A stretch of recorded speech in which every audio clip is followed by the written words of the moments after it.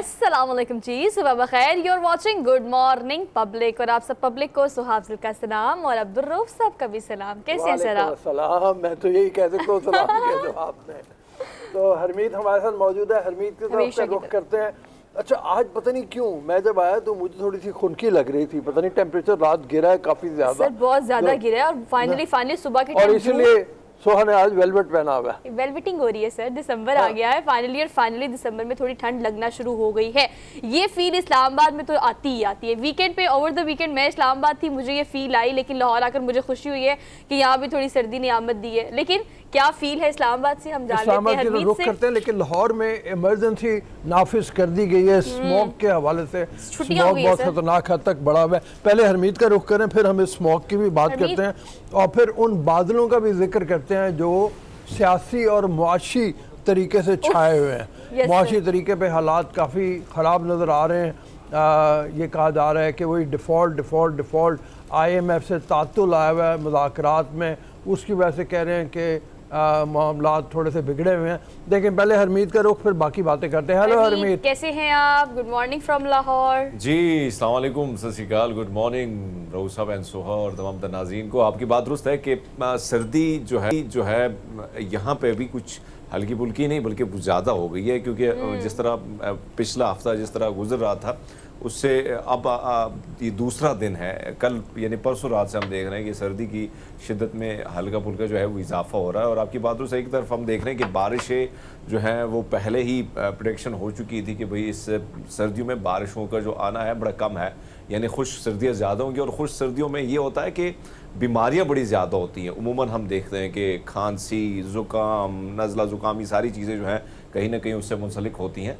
लेकिन बहरहाल ये बात, अब स्मोक का आपने जिक्र किया रऊफ साहब, तो हाँ, ये कल हम देख रहे थे कि पंजाब और कुछ ऐसे इलाकों में इमरजेंसी जो है वो नाफिज की गई। स्कूलों के हवाले से ख़ासकर जो है एक नया लामल तय किया गया है कि मास्क लाना लाजमी है, उसके साथ साथ ग्लासेस जो हैं वो भी बच्चों को जो है वो अपने साथ लाना है। और दूसरी बात ये कि पानी का छिड़काव जो है वो अब लाजमी करार दिया गया। तो ये कुछ ऐसी चीजें हैं जो मेरे ख्याल में लाजिम होनी चाहिए, क्योंकि सूरत हाल बिगड़ती जा रही है। इन सारी प्रिकॉशन के साथ सर्दी की सही पिक्चर की डिपिक्शन जो है ना सर, वो हरमीत सिंह साहब दे रहे हैं। आप देखें कितना अच्छा उन्होंने माल्टा रंग पहना हुआ है, सर्दियों के सीजन का कलर है। अभी ऑब्वियसली सीजनल फ्रूट जो होता है उसका तो हम सब इंतजार करते हैं। तो सर्दियाँ आती हैं, बहुत कुछ साथ लेके आती है, लेकिन लाहौर में अगर बात की जाए या कराची की अगर हम बात करें तो या जी इस दफ़ा सर्दी आई है तो पिछले कई सालों से स्मोक साथ लेकर आई है। तो आप खुदारा बाहर निकले, एक तो गैर ज़रूरी सफ़र ना करें, और अगर बहुत ज़्यादा ज़रूरी है तो प्रिकॉशंस करें, वरना सांस और दीगर बहुत सारे ऐसे अमराज हैं जो कि स्मोक के बाइस हो रही है और लोग शदीद परेशानी का शिकार है। तो एहतियात जो है वो इलाज से बहुत ज़्यादा बेहतर है। हरमीत, इस्लामाबाद में क्या खबर है? क्योंकि यहाँ पे तो एक खबर फैली हुई थी जिसके बारे में तरदीद भी की गई है, और वो ये है कोई मालियाती इमरजेंसी नाफिज की जा रही है इस्लामाबाद में। उस बारे में कोई बात कर रहे हैं लोग। और फिर जो कल दो खबरें हमारे सामने आए, एक तो इलेक्शन कमीशन की तौहीन, इमरान खान, असद उमर फवाद के खिलाफ कार्रवाई की इजाज़त इलेक्शन कमीशन को दे दी गई सुप्रीम कोर्ट की जानिब से, जिसका मतलब यह है कार्रवाई आगे बढ़ेगी। कल मुलाकात भी हुई है फजलुर रहमान साहब, मौलाना फजलुर रहमान की और वज़ीर आज़म की, और इस बात का इआदा किया गया कि इलेक्शन अपने वक्त पे होंगे, कोई दबाव कबूल नहीं किया जाएगा। और उधर इमरान खान साहब जो हैं उन्होंने नई कैंपेन का आगाज़ करने का इशारा दिया है, जिसके मुताबिक इलेक्शन मुल्क बचाओ इलेक्शन कराओ, उसके बारे में वो प्रेशर डालेंगे। तो वहाँ पे क्या चल रहा है इस्लामाबाद में इस हवाले से? रऊफ साहब, आपकी बात दुरुस्त है कि एक तरफ हम देख रहे हैं कि खबरें जो हैं मुख्तलिफ किस्म की खबरें गर्दिश कर रही हैं। आपने दुरुस्त फरमाया कि एक तरफ हम देख रहे हैं कि मुल्क की जो सूरत हाल है, इसहाक डार साहब का बयान आपने सुना, जिस तरह उन्होंने कहा कि भाई इससे कबल जिस तरह गुफ्तगू की जा रही थी कि डार साहब के आने से डॉलर जो है वो घबरा जाएगा, पर घबराए नहीं है। अब सूरत हाल ये है कि डार साहब खुद घबराए लग रहे हैं और 6 महीने का टाइम और मांगा हुआ है। इसके साथ साथ आपके पास जो रिजर्व हैं वो 7 अरब डॉलर से ज़्यादा नहीं है, और वो भी हमारे नहीं है। ये बात भी हमें ज़हन नशी करनी चाहिए कि वो भी एक जगह से दूसरी जगह से जो मिले पैसे हैं सऊदी और चाइना के हैं, वही पैसे पड़े हैं हमारे पास। हाँ, तो ये जो सूरत हाल है बिगड़ती जा रही है। 6 महीने का टाइम, तो पता नहीं क्या होगा आगे। जो आप जिक्र कर रहे हैं कि इलेक्शन का जिस तरह दावा कर रहे हैं, तो खबरें सर ये भी गर्दिश कर रही हैं कि कहीं ना कहीं मुज़ाकरात के लिए कुछ बैकडोर राब्ते जो हैं वो हो रहे हैं, और जिस तरह हुकूमत की जानिब से दावा किया जाता है कि हम जो है टाइम पे ही इलेक्शन होगा, लेकिन कुछ खबरें ये हैं कि खान साहब को जो है वो कोशिश की जा रही कि असम्बली जो है वो तहलील ना करे, और उनकी जो डिमांड उन्होंने रखी है, यानी मार्च का महीना रखा है, मार्च का तो नहीं होगा लेकिन मई जून का जो महीना है वो इलेक्शन के लिए रखा जा सकता है। इस किस्म की खबरें जो है वो गर्दिश कर रही हैं।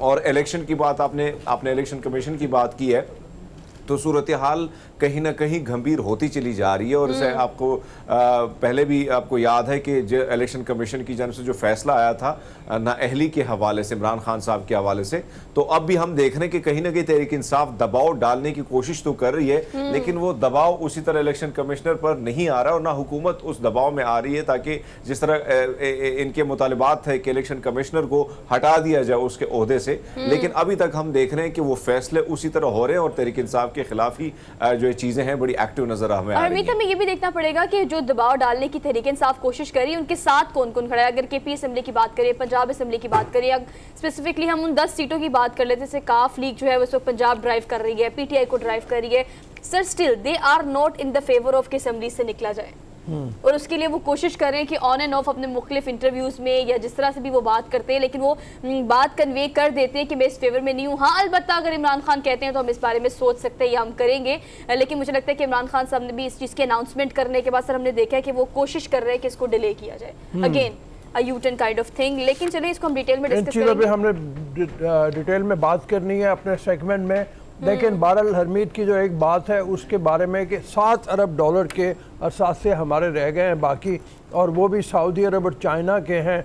हम हर जगह से रीशेड्यूल करवाने की कोशिशें कर रहे हैं अपने लोन्स को जो हमने लिए हुए हैं, और खासी गंभीर सूरत हाल है। अगले 2 साल में हमें कहा जाता है कोई 73 अरब डॉलर हमें जो हैं वो वापस करने होंगे, जो कर्जे हैं उनके बारे में क्या होगा। परेशानी लंबी है, और ऐसे में सियासतदान आपस में झगड़ों में पड़े हुए हैं, और वो जो बात एक होती है मिसाके मईशत की, उस तरफ कोई नहीं आ रहा कि मिल बैठ के आपस में तय किया जाए मुल्क को किस तरह से बचाना है। तो इस मौके के ऊपर भी अगर कोई कॉल देता है स्ट्राइक की, तो वो बड़ी ख़तरनाक बात है। मतलब ऐसे में अगर इमरान खान साहब हों, चाहे वो इलेक्शन के लिए प्रेशर डाल रहे हो, सब आप देखिए, एक तरफ ये सूरत हाल है, आपने दुरुस्त फरमाया कि ये जो मुश्किलात हैं वो बढ़ती जा रही हैं। दूसरी जानिब आपने देखा कि कश्मीर के जो वज़ीर आज़म है सरदार तनवीर इलियास, और जो वज़ीर आज़म हैं हमारे मियाँ शहबाज शरीफ साहब, उनके बीच में कुछ अल्फाज का ऐसी हल्की फुल्की झड़प हुई, जिसके बाद क्या हुआ, सीधा जाके सेंटोरस को बंद कर दिया गया। अब ये देखें कि CDA की जानिब से जो नोटिस जारी किया गया है वो रात के 2:30 बजे जारी किया गया है। और क्या CDA अब तक सो रहा था कि 15-20 साल से सेंटोरस की इमारत खड़ी है, तब आपको कोई अकल नहीं है, तब आपकी सोच नहीं है कि ये जो तामीरात हुई हैं ये गैर कानूनी, अब आपको समझ आ गई है। तो कल हम देख रहे थे कि पूरा सराय दस्तूर जो है वो ताजिर बरादरी ने बंद कर दिया था, वहां पे बाकायदा उन्होंने सील किया है पूरे सेंटोरस को। तो ये भी कारोबारी तबके के लिए, हम तो एक तरफ कोशिश करते हैं कि बाहर से लोग आए, लेकिन अपने ताजिरों के साथ हम सिर्फ इसलिए ये कुछ कर रहे हैं कि अगर उनका ताल्लुक किसी दूसरे जमात से है तो हम फिर उनको कारोबारी तौर पर, कारोबार नुकसान तो आप उसको पहुंचा रहे, लेकिन साथ साथ ये मुल्क का नुकसान है। तो इतने बड़े मॉल को बंद करना, ये भी आप ये देखिए कि इंतकामी सियासत जिसका आप हवाला दे रहे हैं, बहुत ही जबरदस्त बात जो कि सोशल मीडिया में बहुत गर्दिश कर रही थी, आपने उसको उठाया। लेकिन आप कलेक्टिवली ये देखिए सर, हम लाहौर में ये चीज़ ज़्यादा देखते थे, कराची में एहतजाज, ताजिर बरादरी का सड़कों पर निकल आना और कॉर्डन ऑफ कर देना, इस तरह की चीज़ें। लेकिन अब कैपिटल की अगर हम बात करें, हम इस्लामाबाद की बात करें, तो वहाँ पर भी ये चीज़ें होना शुरू हो गई है। वो जो एक डेकोरम था, वो जो एक सीक्वेंस था, जो कि एक पीस था, जो कि हम रिलेट करते थे कैपिटल से, अब उसको डिस्टर्ब कर रहे हैं। और आप ये देखें कि इंतकामी सियासत का आते साथ ही सबसे पहला काम जो किया, जो हमने खबर देखी है, हमने देखा कि सेंटोरस को अगर देखा जाए सिक्योरिटी पर्पसेस से और बाकी तमाम चीज़ों को कीप इन माइंड रखकर हमेशा क्लियर किया गया है। हमने कभी कोई कंट्रोवर्सी नहीं देखी इस हवाले से। लेकिन ऑब्वियसली बहुत सारे सालों बाद अचानक से ये ख्याल आ गया कि नहीं ये सिक्योर नहीं है, और बहुत सारे ऐसे मसाइल उठाने की कोशिश की गई है कि भी ये सवालिया निशान है कि इमारत जो है वो डेंजरस है, या बहुत सारी ऐसी चीज़ें जो कि करने की कोशिश की जा रही है। और दो सर देखने में ये लगता है, हम चलेंगे जरा पाकिस्तान के मशहूर गुलकार जुनैद जमशेद की तरफ, जिनकी आज बरसी है, छठी। आज का दिन था जब PIA का तैयारा हवेलियाँ के करीब गिरकर तबाह हो गया था, और इसमें जुनैद जमशेद अपनी अहलिया के साथ मौजूद थे।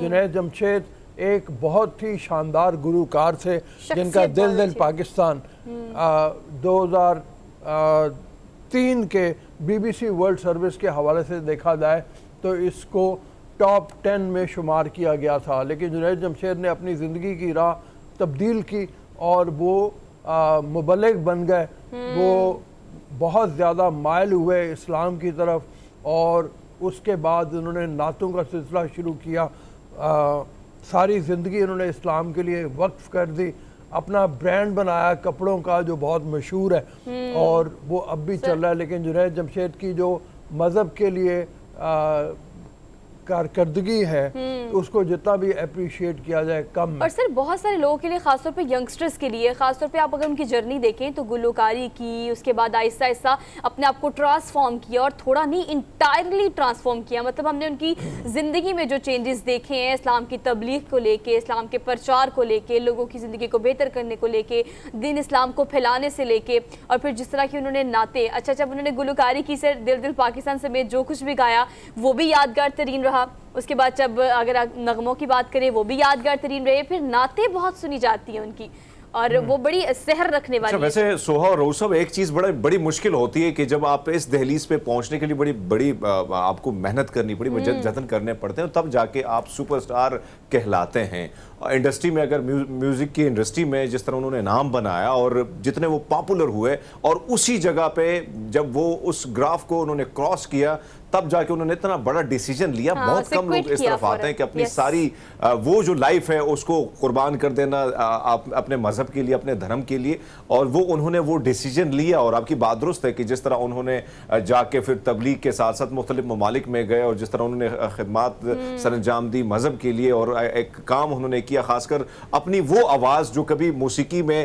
استعمال ہوتی تھی اس کو نعت اور اس طرح کی اس میں انہوں نے وہ شامل ہو گئے، اور ہم نے دیکھا کہ مختلف علاقوں کا وہ دورہ کرتے ہمیں نظر آئے، اور بعد میں ان کی جتنے پروگرام ہم نے دیکھے، آپ کو یاد ہوگا ٹرکی سے وہ کوئی پروگرام کیا کرتے تھے تو وہ بھی بڑا مزے کا ہوا کرتا تھا، بڑا انفرٹینمنٹ، اور ساتھ ساتھ میں بڑی چیزیں ایسی تھی جو مذہب سے ریلیٹڈ تھی۔ لیکن آپ کی بات درست ہے کہ ایک وقت ایسا آ جاتا ہے کہ جانا تو ہے سب کو، لیکن جس طرح وہ گئے تو ظاہری بات ہے وہ دن بڑا مشکل تھا سب کے لیے، ان کے فین کے لیے، ان کے چاہنے والوں کے لیے۔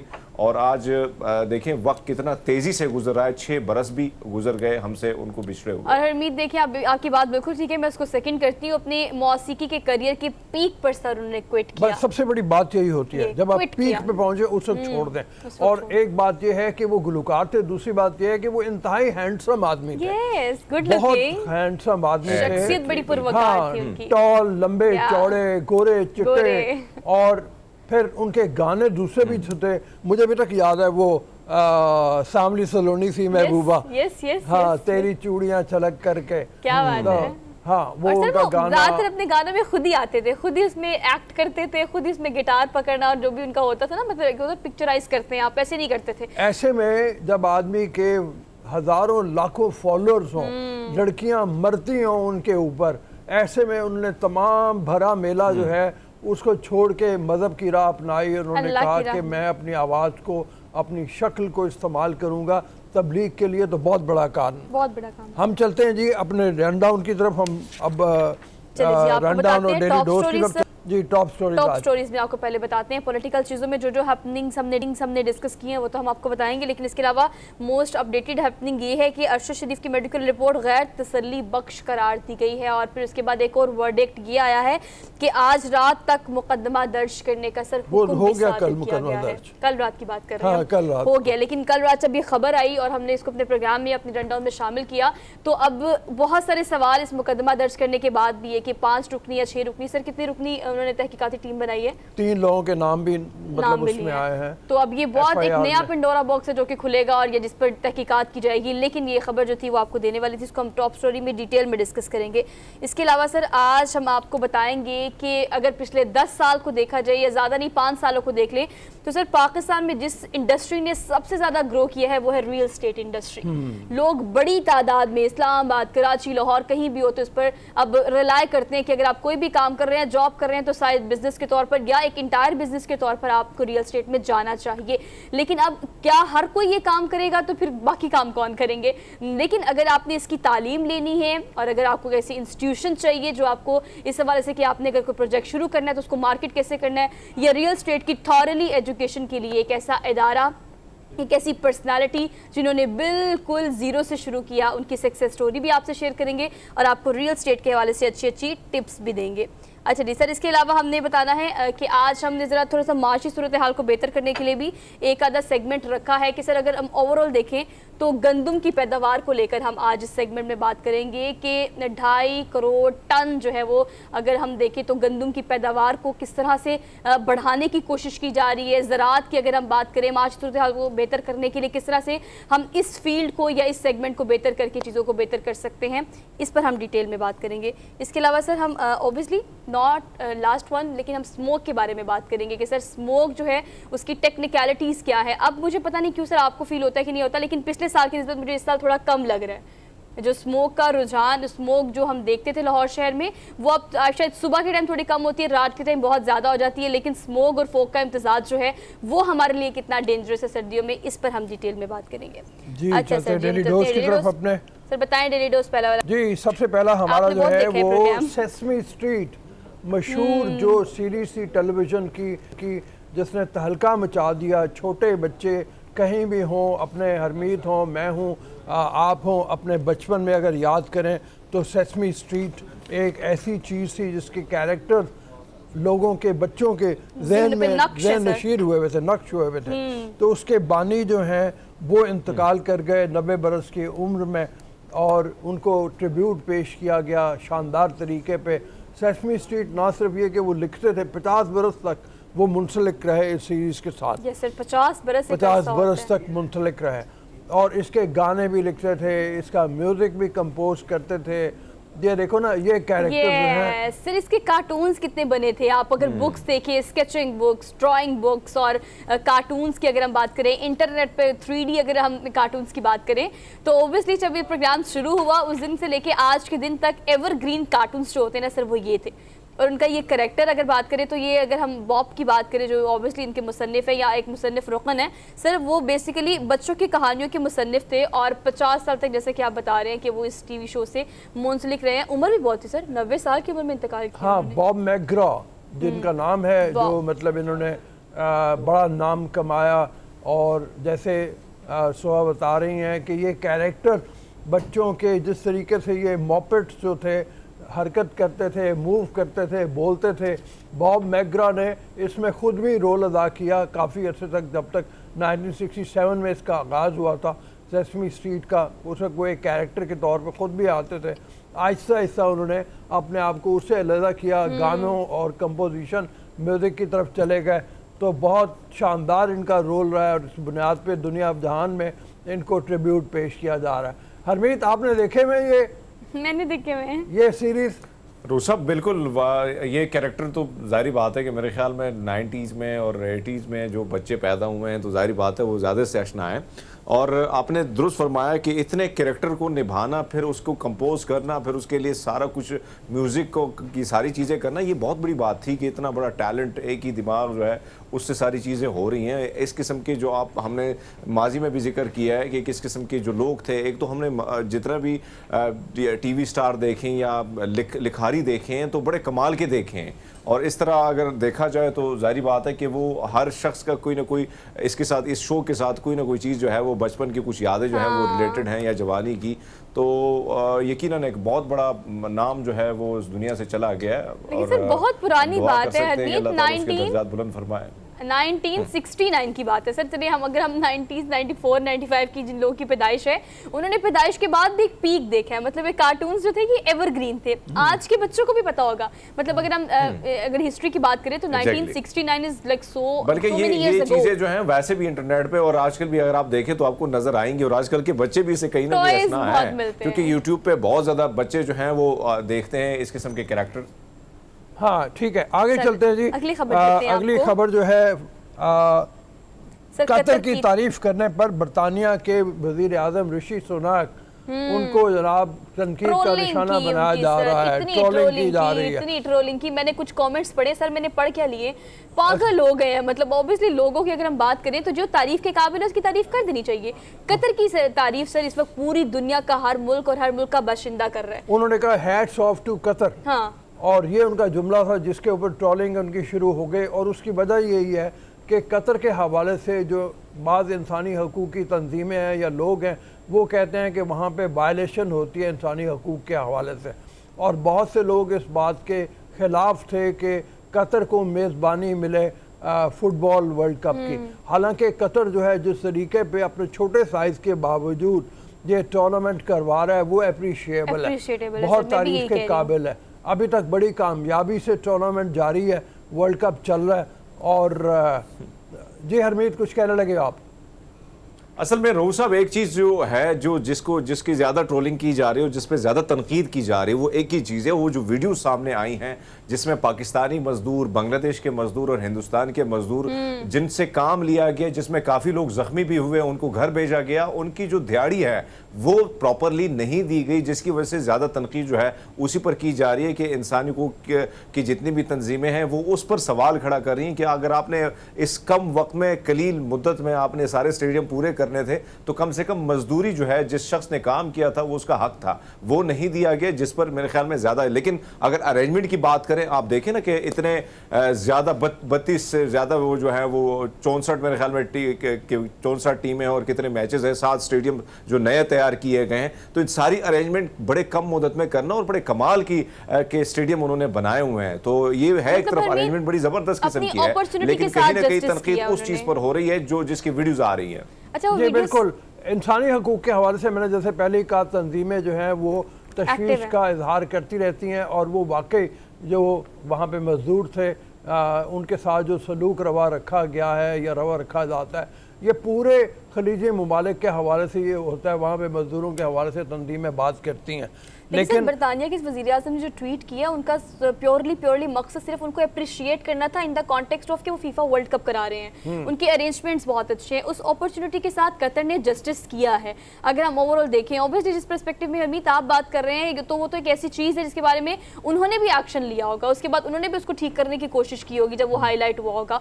लेकिन अलबत्ता अगर हम सिर्फ इस अपॉर्चुनिटी की देखें तो कतर को जब मेज़बानी का मौका मिला तो सर उन्होंने बहुत सारी ऐसी मुनफरिद चीज़ें की हैं जो कि हमने पहले बहुत अप्रिशिएट भी की हैं, जैसे कि वो अल्कोहल अलाउ नहीं है सर 3 से 4 घंटे के लिए, हमने उसको बहुत अप्रिशिएट किया।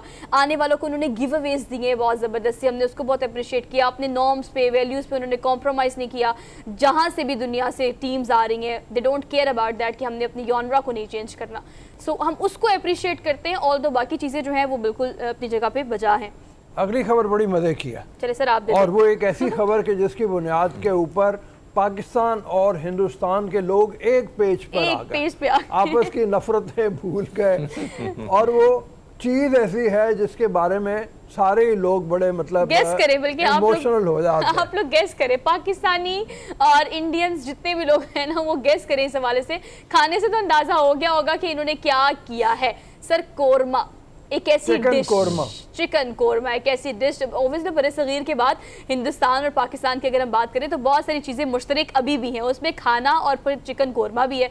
तो चिकन कोरमे की एक डिश जो है सर वो अमेरिकन एक कंपनी है सर, क्या कंपनी का नाम है? Tasty UK. टेस्टी यूके ने बनाई, उसकी रेसिपी दिखाई, पूरा ट्यूटोरियल बनाया, उसको फिर चढ़ा दिया अपने सोशल मीडिया पे, और इस पर सर बिलबिला उठे सारे बड़े सगीर पाक हिंद, अगर हम बात करें सब लोग बिलबिला उठे कि ये आपने क्या ज्यादती की है कौरमे की रेसिपी के साथ। उसमें चावल भी डाल दिए सर, उसमें पता नहीं क्या क्या डाल दिया, और फिर उसको कोरमे का नाम दिया। अंदाजा करिए सर, अब मुझे भी देख के दुख हो रहा है, मैंने तो भी देखा है। ये कोरमा कम से कम नहीं लगता, ये कोरमा बिल्कुल नहीं लगता जो जिस तरीके से पकाया गया है। और लोगों ने कहा कि ठीक है, बरतानिया के लोग जो हैं वो कई 100 साल यहाँ पे हुक्मरानी करते रहे हैं, लेकिन उन्होंने सीखा कुछ नहीं यहाँ से, और इतना भी नहीं सीख पाए कि कोरमा कैसे बनाया जाता है। कोरमे के बारे में लोगों ने लिखा कि ये जनाब मुग़लों की ईजाद थी, जो उन्होंने रेसिपी ये बनाई, और एक ज़माने से इसको ख़ास तरीके से पकाया जा रहा है, और इसको उसी तरीके से पकाया जाना चाहिए।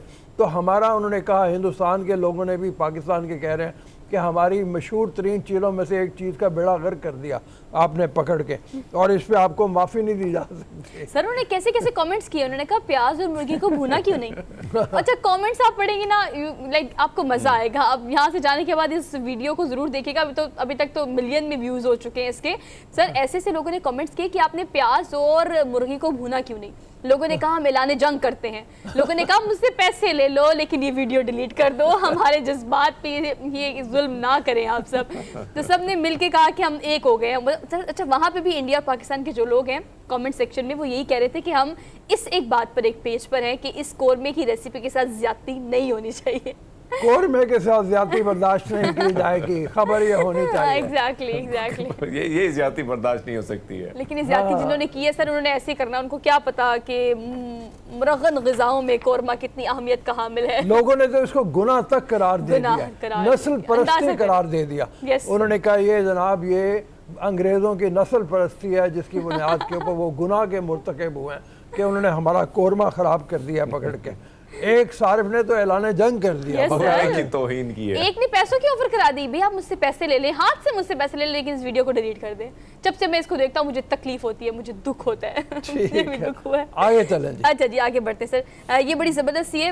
پکچر دکھانے سے آپ کو اس بات کا اندازہ ہوگا خبر دینے کا مقصد کیا تھا. سب سے بڑا آتش فشاں ماؤنا لاوا پھٹ پڑا ہے. حیرت انگیز تصاویر سر یہ کھینچنے کے لیے پوری دنیا سے فوٹوگرافرز جو ہیں وہ اب وہاں پہنچ چکے ہیں اور غالباً یہ بتاتے ہیں کہ اس سے پہلے 1984 میں یہ پھٹا تھا اور اس کے بعد سے انڈیکیشن ہونا شروع ہو گئی تھی کہ لاوا پھٹے گا. اور سر کتنے حیرت انگیز یہ مناظر ہیں جو ہم دکھا رہے ہیں. ویسے دیکھنے میں جتنے خوبصورت لگ رہے ہیں اصل میں اتنے خوبصورت مطلب لاوا ہے، آگ اور شعلے اور ابلتا ہوا جو مواد ہے وہ اندر سے نکلتا ہے. اور یہ اس کے بارے میں کہا جاتا ہے کہ یہ جو آتش فشاں ہے یہ ایک زمانہ قدیم سے ہزاروں لاکھوں سال سے اس طرح سے یہ پھٹتا رہا ہے اور اس کا مواد جو بہتا رہا ہے. اور اب ہوائی جزیرہ جو ہے اس کے یہ شارہ مین شارہ تک اس کا یہ لاوا بہتا ہوا پہنچ گیا اور شمالی اور جنوبی حصوں کو دو حصوں میں کاٹ کے رکھ دیا. اور سر دیکھیے لیکن لاسٹ ٹائم کہہ رہے ہیں کہ اگر آخری مرتبہ کی بات کی جائے تو 1984 میں یہ پھٹا تھا اور اب اس کی رفتار جس کی آپ بات کر رہے ہیں نا کہ مشرق اور مغرب کو ملا رہا ہے. سر یہ لاوا گزشتہ 24 گھنٹے کے دوران 40 فیٹ فی گھنٹہ کی رفتار سے آگے بڑھ رہا ہے. سپیڈ دیکھیں کتنی زیادہ ہے اور اوبیسلی سپیڈ اتنی زیادہ ہے تو اب یہ دیکھنے میں تو اس طرح سے لگ رہا ہے کہ it seems to be like very amazing. لیکن اس کو کیپچر کرنے کے لیے جو ہے وہاں پر فوٹوگرافر پوری دنیا سے پہنچ رہے کیونکہ یہ سر ایک تاریخی بھی کہہ سکتے ہیں، انوکھا بھی کہہ سکتے ہیں. آنکھوں سے نہیں دیکھا جاتا اس منظر کو، نارملی ہم پکچرز میں یا ویڈیوز میں دیکھتے ہیں تو لوگ اسے کیمرے کی آنکھ میں محفوظ کرنا چاہتے ہیں. لیکن ارد گرد کے جو لوگ ہیں سر انہیں مطلع کر دیا گیا اس حوالے سے کہ آپ لوگ فوری طور پر جو ہے نا سر خیال رکھیں اور وہاں سے گھر خالی کر دیں، خطرناک ہو سکتا ہے. جی آگے چلتے ہیں. ناسا کی جانب سے اب خلا میں ٹماٹر اگانے کے لیے یہ خبر سن کے مجھے حرمیت کی یاد آ گئی تھی سر. ٹماٹر پیاز کے جتنے ریٹس حرمیت کو یاد ہوتے ہیں نا. میں نے کہا صبح خبر پڑھی تو میں نے سوچا کہ سر اب تو اگر وہاں پر اگانا شروع کر دیں ایکسپیرینس جو ہے ایکسپیریمنٹ کامیاب ہو گیا تو پھر تو ٹماٹر وافر مقدار میں ہو جائے گی، پرائس بھی نیچے آ جائے گی. اس کا بہت ذرا وہ کہتے ہیں ڈیپینڈ کرتا ہے کہ انسان نے جو خلا کا سفر کرنا ہے وہاں پہ خلا بازوں کے لیے اگر یہ کامیاب ہو جاتا ہے تو اور سبزیاں بھی اگائی جا سکتی ہیں. تو جناب خاص طور پہ وہاں پہ بھیجا گیا ہے اسپیس اسٹیشن، بیج بھیج دیے گئے ہیں سر. اسپیس اسٹیشن میں جا کے وہاں پہ اگائی جائیں گی یہ سبزیاں. اور خاص طور پہ ٹماٹر کے بارے میں، ٹماٹر ذرا ہارڈی پلانٹ ہے، مشکل انوائرمنٹ میں بھی چل جاتا ہے، اگ جاتا ہے. اس کے حوالے سے یہ ہو رہا ہے، دیکھتے ہیں کہ کیا یہ مطلب صورتحال اس کی بنتی ہے. لیکن سر یہ جو پنک لائٹ نظر آ رہی ہے نا انہوں نے کوشش کی ہے اوبیسلی انہوں نے مطلب اگانے کا جو پروسیس ہے LED لائٹس لگا کے LED لائٹس لگا کے دو مختلف LED لائٹس لگا کے نا پھر اس کی پروڈکشن جو ہے اس کو انہوں نے کرنے کی کوشش کی ہے. اور وہ کہہ رہے ہیں کہ اگر اس مشن میں ہم کامیاب ہو جاتے ہیں تو پاک زمین جو ہے نا زمین سے بھی اس کا موازنہ باقاعدہ طور پر کیا جائے گا.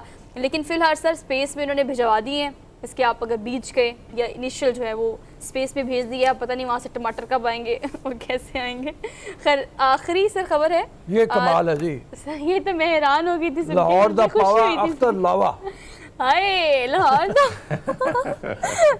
دا پاوا. یہ اختر صاحب ہیں، یہ کافی سوشل میڈیا پہ بڑا وائرل ہے اور روز صاحب ٹک ٹاک پہ آپ جائیں گے تو یہ اب تو میں دیکھ رہا ہوں کہ ملتان اور کہیں نہ کہیں مختلف علاقوں سے بھی لوگ نکل آ رہے ہیں اور اس کا وہ جو ہے اسی طرح نعرہ لگا رہے ہیں کہ کراچی دا پاوا.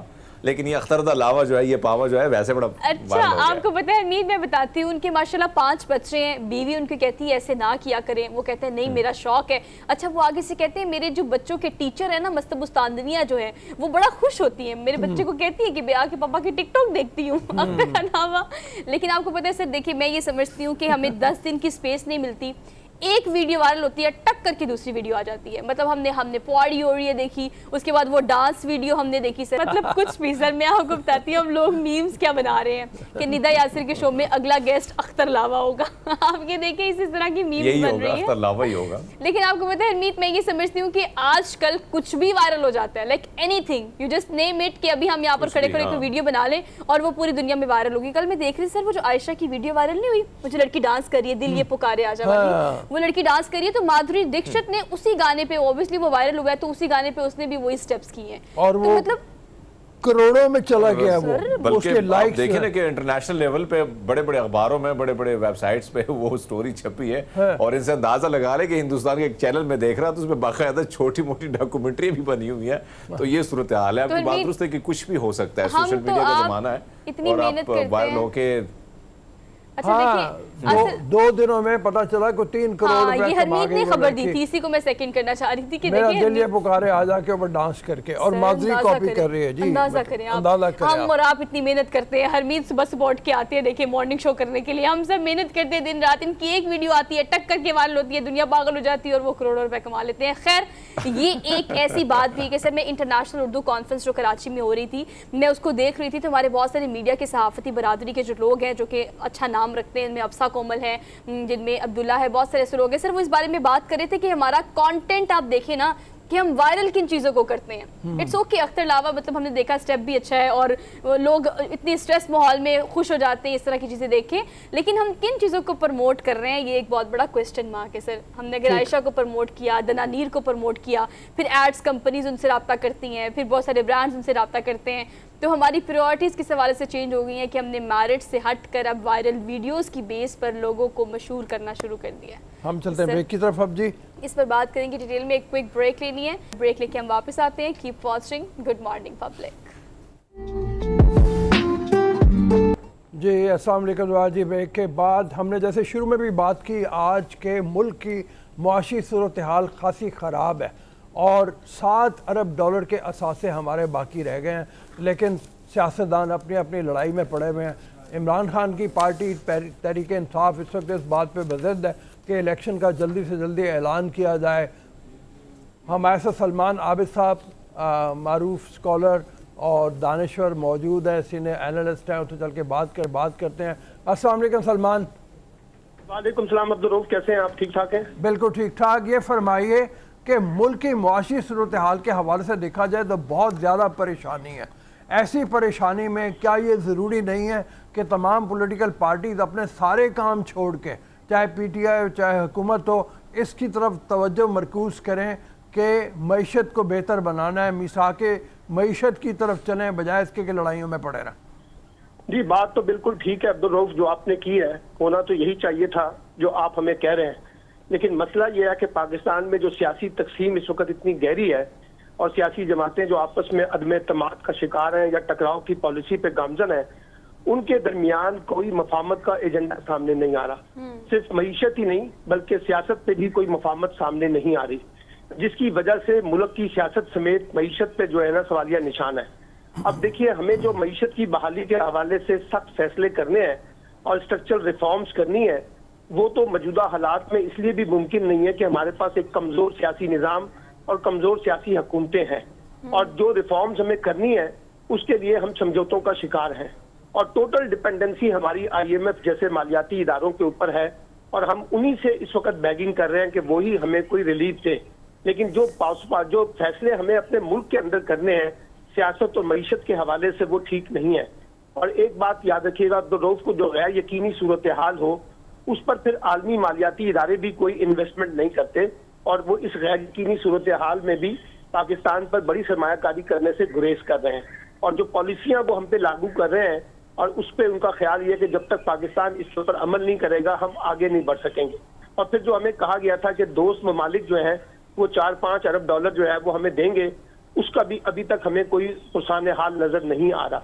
तो मैं ये समझता हूँ कि ये रिजीम चेंज के बाद की जो सूरत हाल बनी है उसमें मईशत का जो मामला है वो एक बड़ा क्रिटिकल मसला बन गया है। लेकिन अनफॉर्चुनेटली जैसे आपने कहा कि सियासी जमातें भी बैठने के लिए तैयार नहीं है, और ना सिर्फ सियासतदान बल्कि सियासतदान और इस्टेब्लिशमेंट भी आपस में उलझे हुए हैं। और आप देखिए कि मिफ्ता इस्माइल जो है वो इसहाक डार मिफ्ता इस्माइल पर इल्जाम लगाकर एक दूसरे को बचाने की, अपने आप को बचाने की कोशिश कर रहे हैं।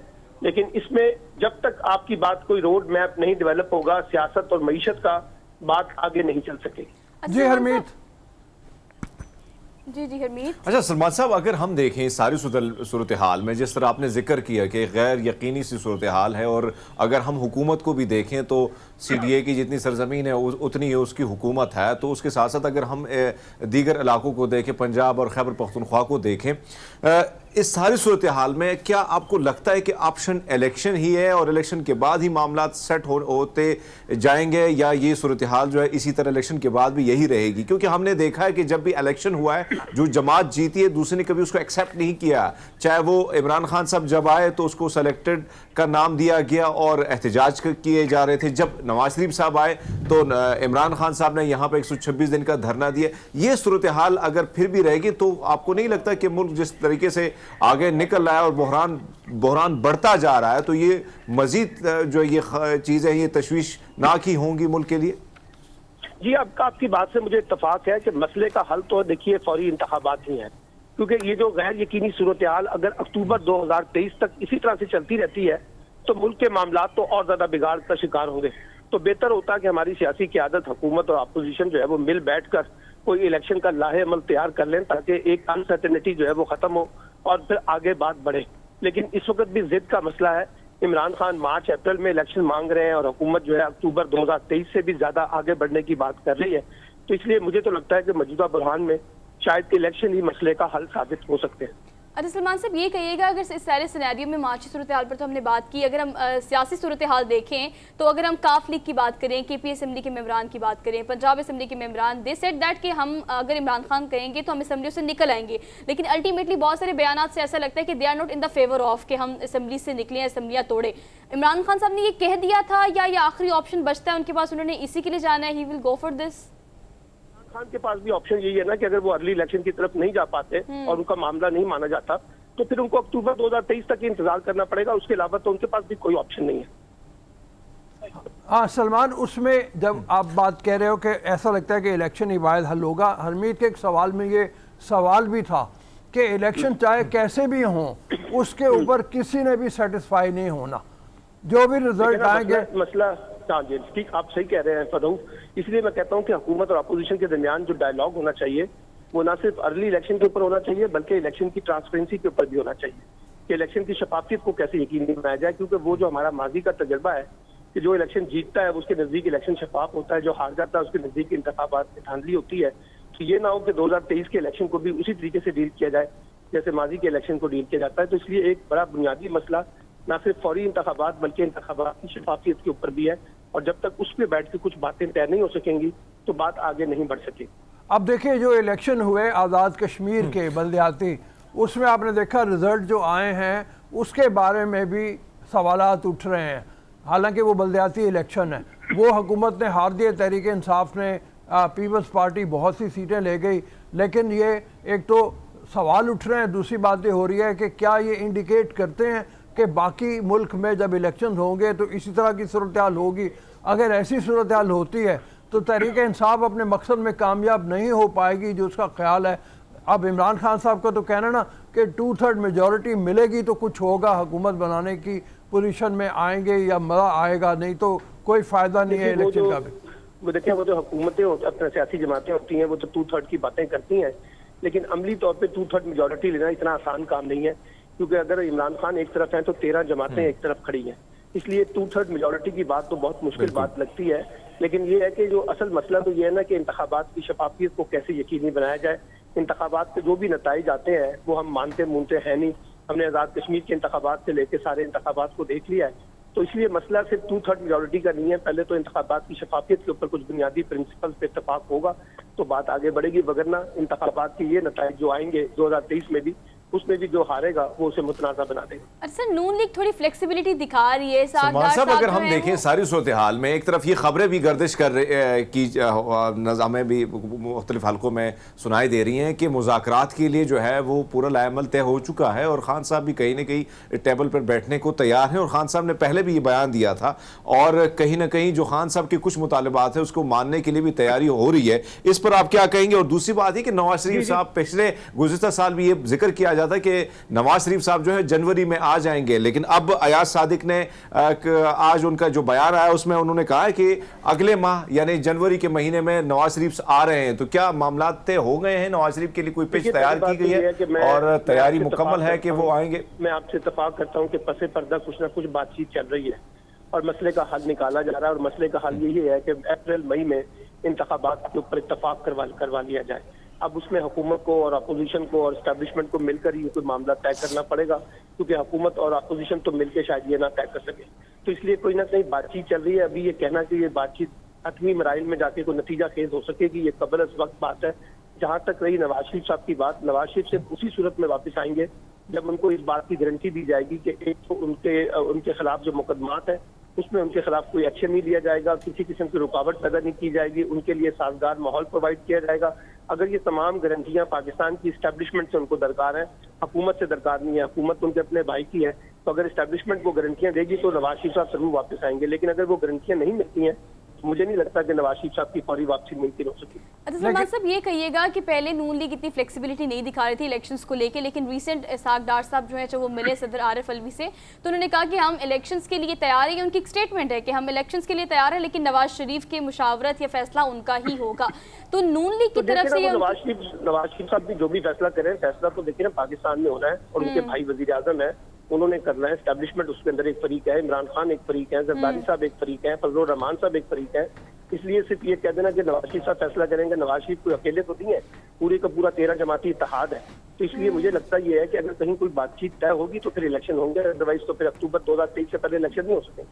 अब इसमें जो इलेक्शन की तारीख है उस हवाले से पीटीआई के अपने जो रहनुमा हैं वो भी थोड़े से तजब्जुब का शिकार हैं, या उनके यहाँ ऐसा लगता है जैसे हमांगी नहीं है। असद उमर ने कल कहा कि मैं तो चाहता हूँ इलेक्शन लेट हो, अक्टूबर में हो, जिसकी वजह उन्होंने ये बताई कि ये जो 13 जमाती हुकूमत है ये आपस के इख्तलाफात इनके बढ़ते चले जाएंगे और उसका हमें फ़ायदा होगा। लेकिन ना बात यह है कि हुकूमत ये समझती है कि अगर हम अक्टूबर 2023 में जाके इलेक्शन करवाएंगे तो उससे हमारे लिए शायद कोई बेहतरी का रास्ता निकल आए, लेकिन वो बेहतरी का रास्ता तो नजर नहीं आ रहा जो मुल्क की मौजूदा माशी सूरत हाल है। और अब तो माशी इमरजेंसी लगाने की बातें भी हो रही हैं, और ये भी कहा जा रहा है कि इंतखाबात को 6 माह के लिए, 1 साल के लिए पोस्टपोन भी किया जाए। तो इसलिए हुकूमत की अपनी हालत भी ठीक नहीं है। इसी वजह से शायद जो हमारे यहाँ पीटीआई के बाद लोगों का ख्याल है कि हमें अपनी टर्न्योवर पूरी करनी चाहिए, और हुकूमत को ज्यादा से ज्यादा मुश्किलात का सामना करना पड़ेगा माशी सूरत हाल के हवाले से, उसका फायदा भी अल्टीमेटली पीटीआई को होगा। तो इसलिए ज्यादा मुश्किल तो सूरत हाल इस वक्त हुकूमत को दरपेश है कि वो माशी दौरान में बहुत बुरे तरीके से थक चुकी है। अच्छा, एक सवाल बड़ा मतलब एक लिहाज से देखा जाता है कि नवाज शरीफ ये चाहते हैं कि उनको इस्टेब्लिशमेंट, जैसे आपने कहा, वो गारंटी दे कि उनके खिलाफ मुकदमात वापस होंगे, साजगार हमवार फ़ज़ा क्रिएट की जाएगी, और जिसको कहते हैं लेवल प्लेइंग फील्ड होगा। तो अब उस हवाले से जब इस्टेब्लिशमेंट ये कहती है कि जी हम तो ए पोलिटिकल हो चुके हैं, अब हमारा कोई रोल नहीं है, अगर वो अलग हो जाते हैं और उनके ए पोलिटिकल हैं तो फिर गारंटी कौन देगा? देखिए, गारंटी तो एस्टैब्लिशमेंट को ही देनी पड़ेगी। एस्टैब्लिशमेंट जितना मर्जी कहे कि वो ए पॉलिटिकल हो गया, लेकिन आप भी जानते हैं रऊफ साहब, मैं भी जानता हूँ, किसी न किसी हवाले से एस्टैब्लिशमेंट का अमल दखल रहेगा। और नवाज शरीफ भी अच्छी तरह जानते हैं कि पाकिस्तान में ताकत का मरकज एस्टैब्लिशमेंट है, इसलिए उनकी हमायत के बगैर और उनकी गारंटी के बगैर तो वो शायद पाकिस्तान ना आ सके, ना रिस्क लेंगे। क्योंकि अगर इमरान खान ने अगले इंतखाबात में जीतना है, और चाहे वो 2/3 मेजोरिटी ना हो, सिंगल मेजोरिटी भी हो, तब भी उनके लिए मसाइल पैदा होंगे। इसलिए जब तक उनको सही तरीके से गारंटियां नहीं मिलेंगी, और वो पाकिस्तान की इस्टेब्लिशमेंट से ही मांग रहे हैं, और इमरान खान भी जो कुछ मांग रहे हैं वो भी इस्टेब्लिशमेंट से ही मांग रहे हैं कि वही इंतखाबात का रास्ता निकाले, क्योंकि दोनों को पता है कि सियासी कुव्वत का मरकज कहाँ पर है। लेकिन क्या हम खुद घसीट नहीं रहे फिर दोबारा एस्टेब्लिशमेंट को? अगर इमरान खान हमारे पास भी ऑप्शन नहीं है ना, हमारे पास भी ऑप्शन कोई नहीं। हम सियासी जमातें अगर मिल बैठ के अपने मामला को रिजॉल्व करने की कोशिश करें तो हम आगे का रास्ता निकाल सकते हैं, लेकिन हम तो खुद जानबूझ के एस्टैब्लिशमेंट की तरफ देखते हैं और एस्टैब्लिशमेंट से मदद मांगते हैं, क्योंकि हमारा अपनी सियासी जमातों का दाखिली निज़ाम बहुत कमजोर है रऊफ साहब। इसलिए वो खुद फैसला करने की बजाय एस्टैब्लिशमेंट के कंधों पर रख के अपनी बंदूक या अपने मफादात को चलाना चाहते हैं। سر عمران خان کی سیاست کو اگر آپ دیکھیں تو آپ وہ کہاں آپ کو ابھی جاتی ہوئی نظر آ رہی ہے؟ پچھلے ماضی میں اگر کچھ مہینوں کی بات کی جائے تو بہت ساری ایسی ہیپننگز ہوئی ہیں جنہوں نے تحریک انصاف کو یا اٹ سیلف ان کی پرسنالٹی کو بہت ڈیمیج کیا. ان کا گراف آپ کو پتہ ہے کہ دیکھیے نا عمران خان صاحب کا گراف تو اس وقت بہت آگے ہے باقی 13 جماعتوں کے مقابلے میں. اس وقت وہ آگے ہیں. جب بھی انتخابات ہوں گے آپ دیکھیے گا کہ عمران خان کی پاپولیرٹی جو ہے وہ بہرحال اس وقت باقی تمام جماعتوں کے مقابلے میں زیادہ ہے. اس لیے میں کہہ رہا ہوں عمران خان سے زیادہ نقصان اس وقت جو اٹھانا پڑ رہا ہے وہ حکومت کو ہے, کیونکہ حکومت کوئی بڑا معاشی ریلیف نہیں دے سکی ہے, جس کی وجہ سے اس کی مشکلات زیادہ بڑھ رہی ہیں عمران خان کے مقابلے میں. اچھا, عمران خان صاحب کی طرف سے تھوڑی فلیکسیبلٹی اس حوالے سے دکھائی گئی تھی, ہم اسے kind of positive you turn بھی کہہ دیتے ہیں اسمبلیز کی تاریخ کو لے کے, اور انہوں نے اعلان تو کر دیا لیکن اس کے بعد وہ اس بات پر ہیں کہ مذاکرات کی طرف کسی طرح سے جایا جائے. اگر مفاہمت کے ذریعے انتخابات کی تاریخ آ جائے تو وہ زیادہ ان کے سوٹ سکتی ہے, اس لیے وہ بھی چاہیں گے کہ آخر تک پریشر دباؤ رکھا جائے اور انتخابات کی تاریخ اگر مل جائے تو وہ زیادہ بہتر ہے. اگر نہیں ملے گی تو پھر دیکھنا ہوگا کہ عمران خان کوئی بڑا فیصلہ کر بھی سکیں گے یا نہیں. لیکن خواجہ سعد رفیق اس بات پر کہتے ہیں کہ نہیں بھی ایسا دیکھیں, اگر آپ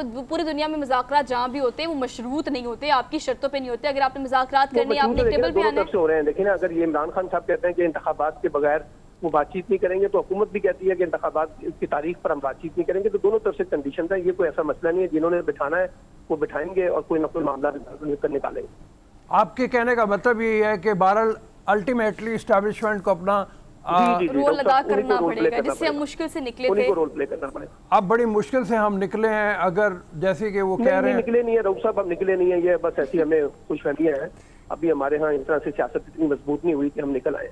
بس یہ اس وقت کا جو پریشر ہے اس کا ایک ریفلیکشن ہے, لیکن یہ ہے کہ اسٹیبلشمنٹ کے رول کو اگر ہم نے محدود کرنا ہے تو سیاسی جماعتوں کو زیادہ میچورٹی کا مظاہرہ کرنا پڑے گا. اگر وہ کر سکیں تو بہت بہتر ہے. اچھا, پولیٹیکل اتنی ساری باتیں ہم کر رہے ہیں, اتنے سارے سوال ہم نے آپ سے کیے ہیں اور اتنی ساری چیزوں کو ڈسکس کرنے کے بعد بھی ہم بھی دیکھیں نا, اگر ہم اسکرین کا پارٹ ہے تو ہم بھی پولیٹیکل چیزوں کو ڈسکس کر رہے ہیں. معاشی صورتحال پاکستان کی تاریخ کی بدترین سطح پر ہے کہ اس وقت کچھ بھی ایسا نہیں ہے جو صحیح ٹریک پر جا رہا ہو. اسحاق ڈار صاحب آئے تو کہیں نہ کہیں ہم سب نے کہا کہ ان کو متس پتہ ہے, ان کو اسٹریٹجیز پتہ ہے, ان کے آنے سے ڈالر کو تھوڑا بہت ہم نے ہلتے ہوئے بھی دیکھا ہے. یہ جو ہم نے رجیم چینج کیا تھا اس کی پرائس ہے جو پاکستان پے کر رہا ہے.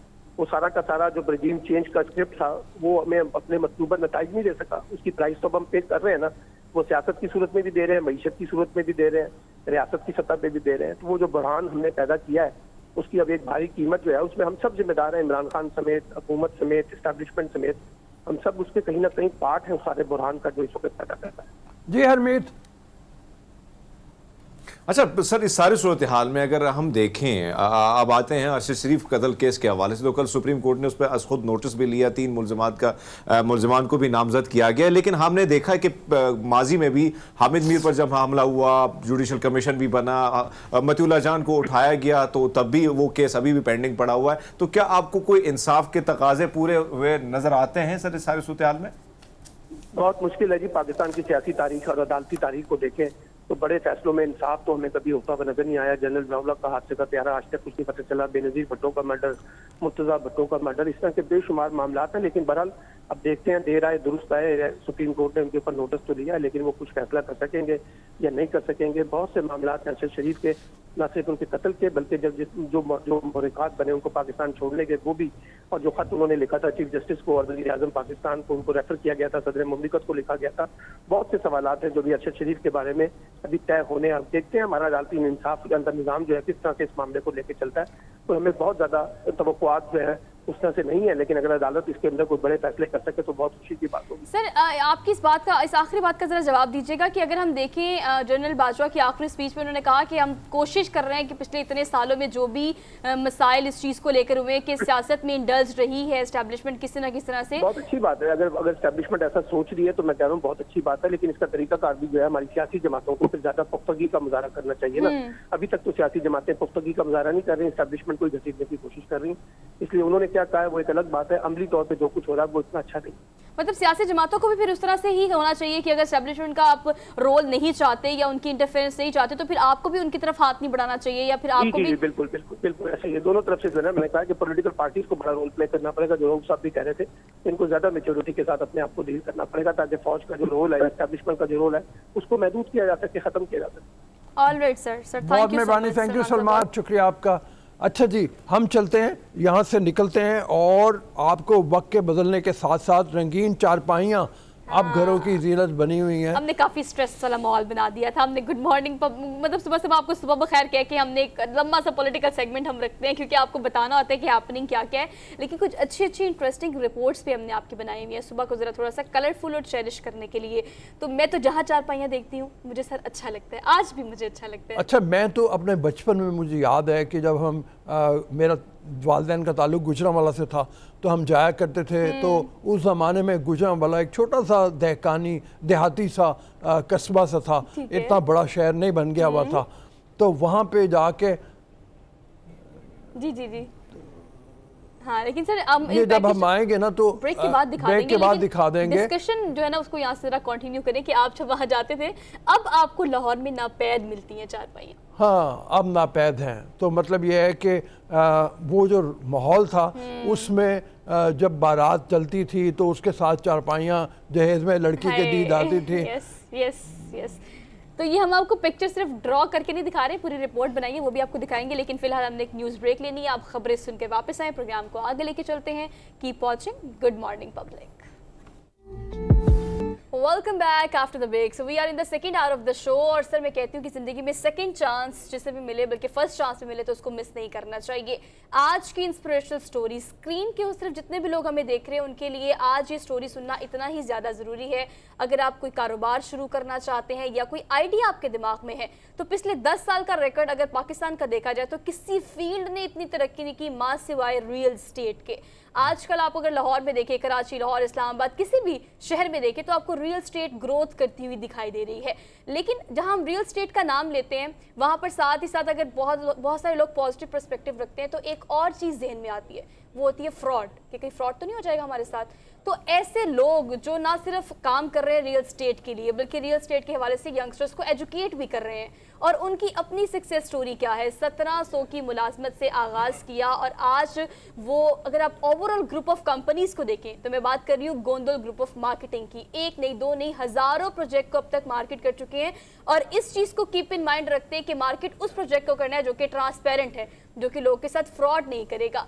किस तरह से उनकी success story step by step gradually वो आगे बढ़े और रियल एस्टेट में अपना नाम कमाया। और आज वो चाहते हैं कि उन जैसे जितने भी नौजवान जो कि छोटे शहरों से आते हैं वो रियल एस्टेट में एक्सेल करे, उनको सिखाते भी हैं। मैं आपकी मुलाकात कराती हूँ CEO Gondal group of marketing Nasir Gondal sahab, यहाँ नहीं इस्लामाबाद में हरमीत के साथ मौजूद है। तो हरमीत, ओवर टू यू, बाकी फिर डिस्कशन को शुरू करते हैं। जी बिल्कुल, सुहान आपने दुरुस्त फरमाया कि ये ख्वाब अगर हम देखें, बहुत सारे लोग ख्वाब देखते हैं और बहुत कम ही लोग जो है उन ख्वाबों की तकमील के लिए, उनको पूरा करने के लिए वो निकल पड़ते हैं अपनी मंजिल की ओर। और उस मंजिल की ओर जब आप बढ़ते हैं तो बड़ी मुश्किलात जो हैं, बड़े मसाइब आपको झेलने पड़ते हैं। और फिर हमारे जैसे लोग जो देहात से निकलते हैं, शहरों में तो ये मौका आपको बड़े आसानी से और आपको कहीं ना कहीं आपकी अप्रोच होती है, लेकिन जो देहात से निकला हुआ शख्स होता है उसके लिए बड़ी मुश्किलात होती हैं। शहर की गलियाँ कूचों से वो नावाकिफ़ होता है, बड़े मसाइल उनको सामना होता है। लेकिन ऐसे में नासिर गोंदल साहब हमारे साथ हैं, मैं चाहता हूँ कि ये स्टोरी उनसे ही सुने। पाजी बहुत शुक्रिया आपका, आप आए हमारे स्टूडियो में और आपसे ही जानना चाहेंगे कितना मुश्किल था सरगोदा के एक छोटे से गांव से निकलकर, जिस तरह सुहाने कहा कि जेब में सिर्फ 1700 रुपये, वो भी इस्लामाबाद की ओर। तो ये सफ़र कैसे आगाज़ हुआ और फिर आपने क्या क्या मुश्किलें, क्या क्या मसाइल जो हैं आपकी ज़िंदगी में आई उस वक्त? बिस्मिल्लाहिर्रहमानिर्रहीम जी, सबसे पहले तो मैं पब्लिक टीवी की तमाम मैनेजमेंट का शुक्रिया अदा करता हूँ और स्पेशली आप टीम का कि जिन्होंने सक्सेस स्टोरी के ऊपर जो है वो प्रोग्राम करना शुरू किया।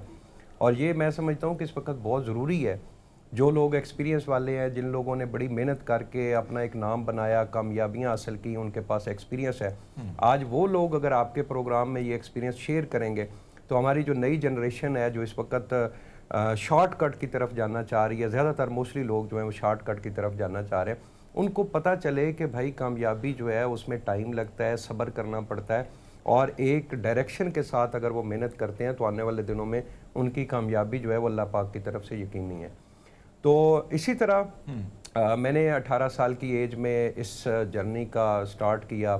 सरगोदा के एक हमारा गांव है, चकसैदा से मेरा तल्लक है। अच्छा। गोंदल फैमिली से मेरा तल्लक है। तो वहाँ से मैं बेसिकली गांव से बहुत सारी चीज़ें जो है वो शुरू से ही मेरा एक कोशिश थी कि मैं जॉब ना करूं। हालांकि मुझे जो है वो वालिद साहब की तरफ से 1-2 बार जो है वो आर्मी की भर्ती के लिए भी भेजा गया, लेकिन मैं वहाँ पे मैंने टेस्ट ही नहीं दिया। अच्छा। और मेरी पूरी कोशिश थी, मैं बचपन से ही सोचता था कि मैंने जॉब नहीं करनी, मैंने बिज़नेस करना है, बिज़नेस करना है। हालांकि उस वक्त मुझे इन चीज़ों का इतना नॉलेज नहीं था कि बिज़नेस जो है वो कितना मुश्किल होता है, उसके लिए क्या क्या मुश्किलात होती हैं, चीज़ें करना पड़ती हैं।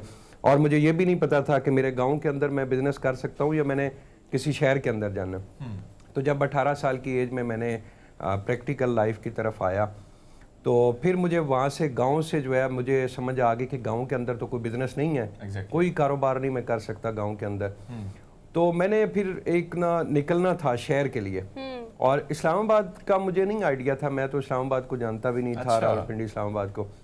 तो मेरा एक दिन जब प्लान बना तो मैं वहाँ पे, हमारे मलकवाल शहर है, मलकवाल शहर के अंदर जो हमारा बस स्टैंड, वैगन स्टैंड होता है, तो वहाँ पे मैं गया। अच्छा। मैंने उनको कहा कि लाहौर चूँकि फेमस है हमारे पंजाब में, मैंने कहा लाहौर की सीट दे दे। अच्छा। तो उन्होंने कहा लाहौर की सीट तो अवेलेबल नहीं है, तो साथ ही कहते हैं रावलपिंडी की है। अच्छा। अब आज भी मैं सोचता हूँ कि ये कितना अजीब सा उसका मुझे आंसर था कि एक बंदा लाहौर की सीट मांग रहा है और वो कह रहा है लाहौर की नहीं है, रावलपिंडी की मौजूद है। तो मैंने कहा रावलपिंडी की दे दो। अच्छा। तो उसने मुझे सुबह की सीट दे दी और मैं वैन पे बैठा और अल्लाह पाक से दुआ की और वालिदैन से दुआएं ली। आज अल्हम्दुलिल्लाह मैं इस्लामाबाद पहुंचा, मुझे इस्लामाबाद का कोई पता नहीं था। एक फ्रूट वाला था, उससे मैंने पूछा कि मुझे रहायश का बंदोबस्त करना है। अच्छा। तो थोड़े से पैसे थे मेरे पास, 1700-1800 अच्छा रुपया नासिर गोंदल साहब, आपकी थोड़ी तो सी सक्सेस स्टोरी जो है ना, थोड़ी सी सक्सेस स्टोरी वो हम भी शेयर करना चाहते हैं। इशारा किया कि वो सामने रियल स्टेट वाले हैं, उनके पास चले जाओ। तो मैं वहाँ से निकला और रियल स्टेट के ऑफिस में गया और उनको मैंने कहा कि मुझे रैश चाहिए। तो उन्होंने मुझे कहा कि 50,000 का घर मिलेगा रेंट के ऊपर और 25,000 का। मैंने कहा नहीं, मैं तो मजदूरी करने के लिए आया हूँ, काम शुरू करने के लिए। तो बहरहाल उन्होंने कहा कि आप गलत जगह पे आ गए हैं, ये इस्लामाबाद जो है ये गरीब लोगों की जगह नहीं है, यहाँ पे जो है वो अमीर लोग ही सर्वाइव कर सकते हैं। तो बहरहाल उन्होंने मुझे कहा कि आप लोग, आपको ऐसे जॉब नहीं मिलेगी, आप हमारे ऑफिस में ही काम कर लो। तो एज ए ऑफिस बॉय मैंने वो काम स्टार्ट किया। सही। और मेरे ख्याल में 3 या 4 महीने मैंने एज ए ऑफिस बॉय काम किया। और फिर मुझे, चूंकि मेरी मंजिल जो है वो बिजनेस थी, जॉब नहीं थी, तो मैं डे फर्स्ट ही देखना शुरू हो गया कि ये लोग क्या कर रहे हैं या बाकी लोग क्या कर रहे हैं। तो मुझे ये रियल स्टेट का काम जो है ना ये पसंद आ अच्छा, ये गाइडलाइन किसने दी थी रियल स्टेट की? क्योंकि जाहिर बात है आपको तो पता ही नहीं था, लेकिन जहाँ पे काम कर रहे थे क्या वहाँ से सारी चीज़ें कुछ थोड़ी बहुत आप गेट कर रहे थे, या कोई ना कोई आइडिया कोई दे रहा था आपको कि अगर आप बिजनेस की तरफ जा रहे हैं तो ये वो रास्ता है जिसकी तरफ आप आगे निकल सकते हैं? मेरा ख्याल में मुझे ऐसे रियल स्टेट का, मैं आज कहूँ ना कि मैं शुरू से ही मुझे रियल स्टेट का नॉलेज था और मैं रियल स्टेट को बड़ा अच्छा समझता था। मुझे तकरीबन 2 से 3 महीने का टाइम हो गया था एज ए ऑफिस बॉय काम करते हुए। और मेरे अंकल हैं अजहर गोंदल साहब, वो कनाडा में होते हैं अभी। तो मैं गांव गया तो उन्होंने मुझसे पूछा कि नासिर आजकल क्या कर रहे हो? तो मैंने कहा कि मैं उनको, वैसे मैंने कह दिया रियल स्टेट का काम कर रहा हूँ। अच्छा। हालांकि मैं रियल स्टेट के ऑफिस में ऑफिस बॉय था। तो उनको मैंने कहा कि मैं रियल स्टेट का काम कर रहा हूँ। तो उन्होंने कहा यार ये काम छोड़ना नहीं है, ये काम बहुत अच्छा है, ये बिजनेस बड़ा अच्छा है और आने वाले टाइम में ये बड़ा ग्रो करेगा। तो वो चूंकि मैच्योर थे उस वक्त, वो इन चीज़ों को समझते थे। तो बस उनकी वो जो एक बात थी ना कि ये आने वाले टाइम में ये बिजनेस बड़ा ग्रो करेगा, तो बस मुझे वो बिजनेस का नाम लग गया और मैंने वापस आके ये नियत कर ली कि मैंने सारी लाइफ ये बिजनेस करना। जी, अच्छा, आप सवाल करना चाह रहे हैं? जी गोंदल साहब, ये फरमाइए कि जो हमने पढ़ा आपके बारे में कि सब्जी की दुकान, छोटी सी ठेला आपने शुरू किया, वहाँ से निकले और फिर इस्लामाबाद में आके ऑफिस बॉय तक पहुँच गए। अब यहाँ से आपका सफ़र एक ऐसे में आया कि आप बड़ी बड़ी गाड़ियों में फिरते हैं, बड़े माशाल्लाह कामयाब बिजनेसमैन हैं। तो ये कहाँ से ज़हन में ख्याल आया कि मैं इसको ट्रांसफ़र करूँ नए लोगों तक, इनको पहुँचाऊँ, इनको भी गाइड करूँ? जी बहुत शुक्रिया, बिल्कुल आपकी बात ठीक है जी। मैंने अपना जो मेरा गांव है चक सैदा, उसका जो मेन चौक है, उस चौक में मैंने बड़ा टाइम जो है वो पार्ट टाइम, जब स्कूल से हमें छुट्टियां होती थी और बचपन में, तो गर्मियों की छुट्टियों में मैं वहाँ पे प्रैक्टिकली जो है वो सब्ज़ी रख के जो है या फ्रूट रख के मैं बेचा करता था। और ये जो मेरे इस्लामाबाद आने से आखिरी 2 साल है वो मैंने प्रैक्टिकली ये काम किया है। اور آج بہت سارے لوگ جب میں اس طرح کی بات کرتا ہوں تو مجھے کہتے ہیں کہ یار ناصر گوندل آج تم بڑے کامیاب بزنس مین بن گئے ہو, بڑی گاڑیوں میں گھومتے پھرتے ہو, تو اس طرح کی باتیں نہ کیا کرو. تو میں کہتا ہوں نہیں, میں آج جو ہماری یوتھ ہے, جو لوگ ارلی سٹیج کے اوپر کوئی کام شروع کرنا چاہ رہے ہیں, میں ان کی موٹیویشن کے لیے یہ بات کرتا ہوں کہ بھائی یہ جو بڑے کامیاب بزنس مین ہیں یہ بھی ایک دن چھوٹے چھوٹے کام کر کے اوپر آئے ہیں. تو آج جو ہے وہ آپ جھجک محسوس نہ کریں. اگر آپ کو ارلی سٹیج کے اوپر کسی آفس میں جو ہے وہ کام بھی کرنا پڑتا ہے تو اس کو اپنی تضحیک نہ سمجھیں. میں آپ کو بتاؤں کہ جب میں آفس بوائے کا کام کرتا تھا تو میں وہاں پہ ایک لڑکا تھا میرا سینئر جو ریئل اسٹیٹ کا کام کرتا تھا. میں اس کا موٹر سائیکل جو ہے وہ صرف اس وجہ سے دھوتا تھا کہ وہ مجھے ریئل اسٹیٹ کا کام سکھائے. حالانکہ وہ مجھے میری اس جاب میں نہیں تھی موٹر سائیکل دھونا, لیکن میں دھوتا اس وجہ سے وہ مجھے کام سکھائے. تو یہ ساری باتیں کرنے کا مقصد یہ ہے کہ ہماری جو ینگ جنریشن ہے وہ ان چیزوں سے سیکھے کہ ایک بڑے سے بڑا بزنس مین بھی بڑے مائنس پوائنٹ سے سٹارٹ کرتا ہے. تو اس کے بعد اللہ پاک نے مجھے بڑی کامیابیاں دی. میں نے بڑی مستقل مزاجی کے ساتھ محنت کی. بہت سارے لوگ آپ کو پتہ ہے بزنس کے اندر جو ہے مستقل مزاجی کے ساتھ محنت نہیں کر سکتے. وہ 2 4 5 سال انہوں نے کوئی کام شروع کیا ہے تو اس کے بعد فیلڈ چینج کر لیں گے یا ویسے جو ہے وہ آؤٹ ہو جائیں گے. تو میں نے جو 20 سال کا میرا ایک سفر ہے وہ مسلسل محنت کے ساتھ والا سفر ہے. آج اللہ پاک نے مجھے جب بڑی بڑی کامیابیاں دی ہیں تب بھی میں الحمدللہ اپنی محنت وہ جو ڈائریکشن ہے اس میں اس کے حساب سے میں اپنی محنت نہیں یہ بات آپ کی بالکل ٹھیک ہے کہ کامیابی جو ہے اللہ پاک نے مجھے اتنی بڑی کامیابیاں دی. تو جی آپ نصر دیکھیں, میں آپ کی بات کو انٹرپٹ کر رہی ہوں. آپ کی ایک بات بہت زبردست ہے, اس کو میں سیکنڈ کرنا چاہتی ہوں کہ مستقل مزاجی واحد شرط ہے آپ کے کامیاب ہونے کی. جو مسلسل اگر 2022 سے لے کے اب تک کی آپ کی جرنی کی بات کی جائے تو اوور آل آپ نے مستقل مزاجی کے ساتھ چلتے گئے اور کرتے گئے. لیکن اگر ہم نے آپ کی انسپریشنل سٹوری شیئر کی ہے, جہاں سے آپ نے آغاز کیا, جو سٹرگل آپ نے کی, جو محنت, وسائل, مسائل آپ نے ڈسکس کیے ہیں, کرنٹلی اگر ہم گوندل گروپ آف مارکیٹنگ کی بات کریں تو آپ کی ایک بات بہت اچھی جو میں نے آپ کی پچھلی انٹرویوز میں دیکھی ہے کہ میں اس چیز کا بڑا خیال رکھتا ہوں کہ جہاں ریئل اسٹیٹ کو اتنا بوسٹ ملا ہے وہاں بہت سارے فراڈ بھی اس وقت مارکیٹ میں ہے. تو اگر کرنٹلی سچویشن کی بات کی جائے تو آپ کیسے اپنی گروپ آف کمپنیز یا گروپ آف مارکیٹنگ کو اس طرح سے ٹرانسپیرنٹ رکھتے ہیں کہ کوئی بھی پروجیکٹ پکڑیں, اس پر کام کریں, اس چیز کا خیال رکھیں کہ اگر آپ نے محنت کی ہے تو اس کی بھی محنت کی کمائی ہے جو انویسٹ کرنے آ رہا ہے یا انویسٹ کرنے جا رہا ہے. ان چیزوں کو کیسے دیکھتے ہیں؟ بالکل ایگزیکٹلی آپ کی بات ٹھیک ہے جی. ریئل اسٹیٹ کا جب بھی نام آتا ہے, کوئی بندہ انویسٹمنٹ کا سوچتا ہے تو سب سے پہلے جو زیادہ تر اس کے مائنڈ میں ایک چیز آتی ہے وہ ہوتا ہے فراڈ. ہاں جی بالکل. اور خاص کر کے ہمارے جو ریئل اسٹیٹ برادری ہے اس کا نام بھی ابھی تو الحمدللہ کافی حد تک بہتر ہو گیا سوشل میڈیا آنے کے بعد.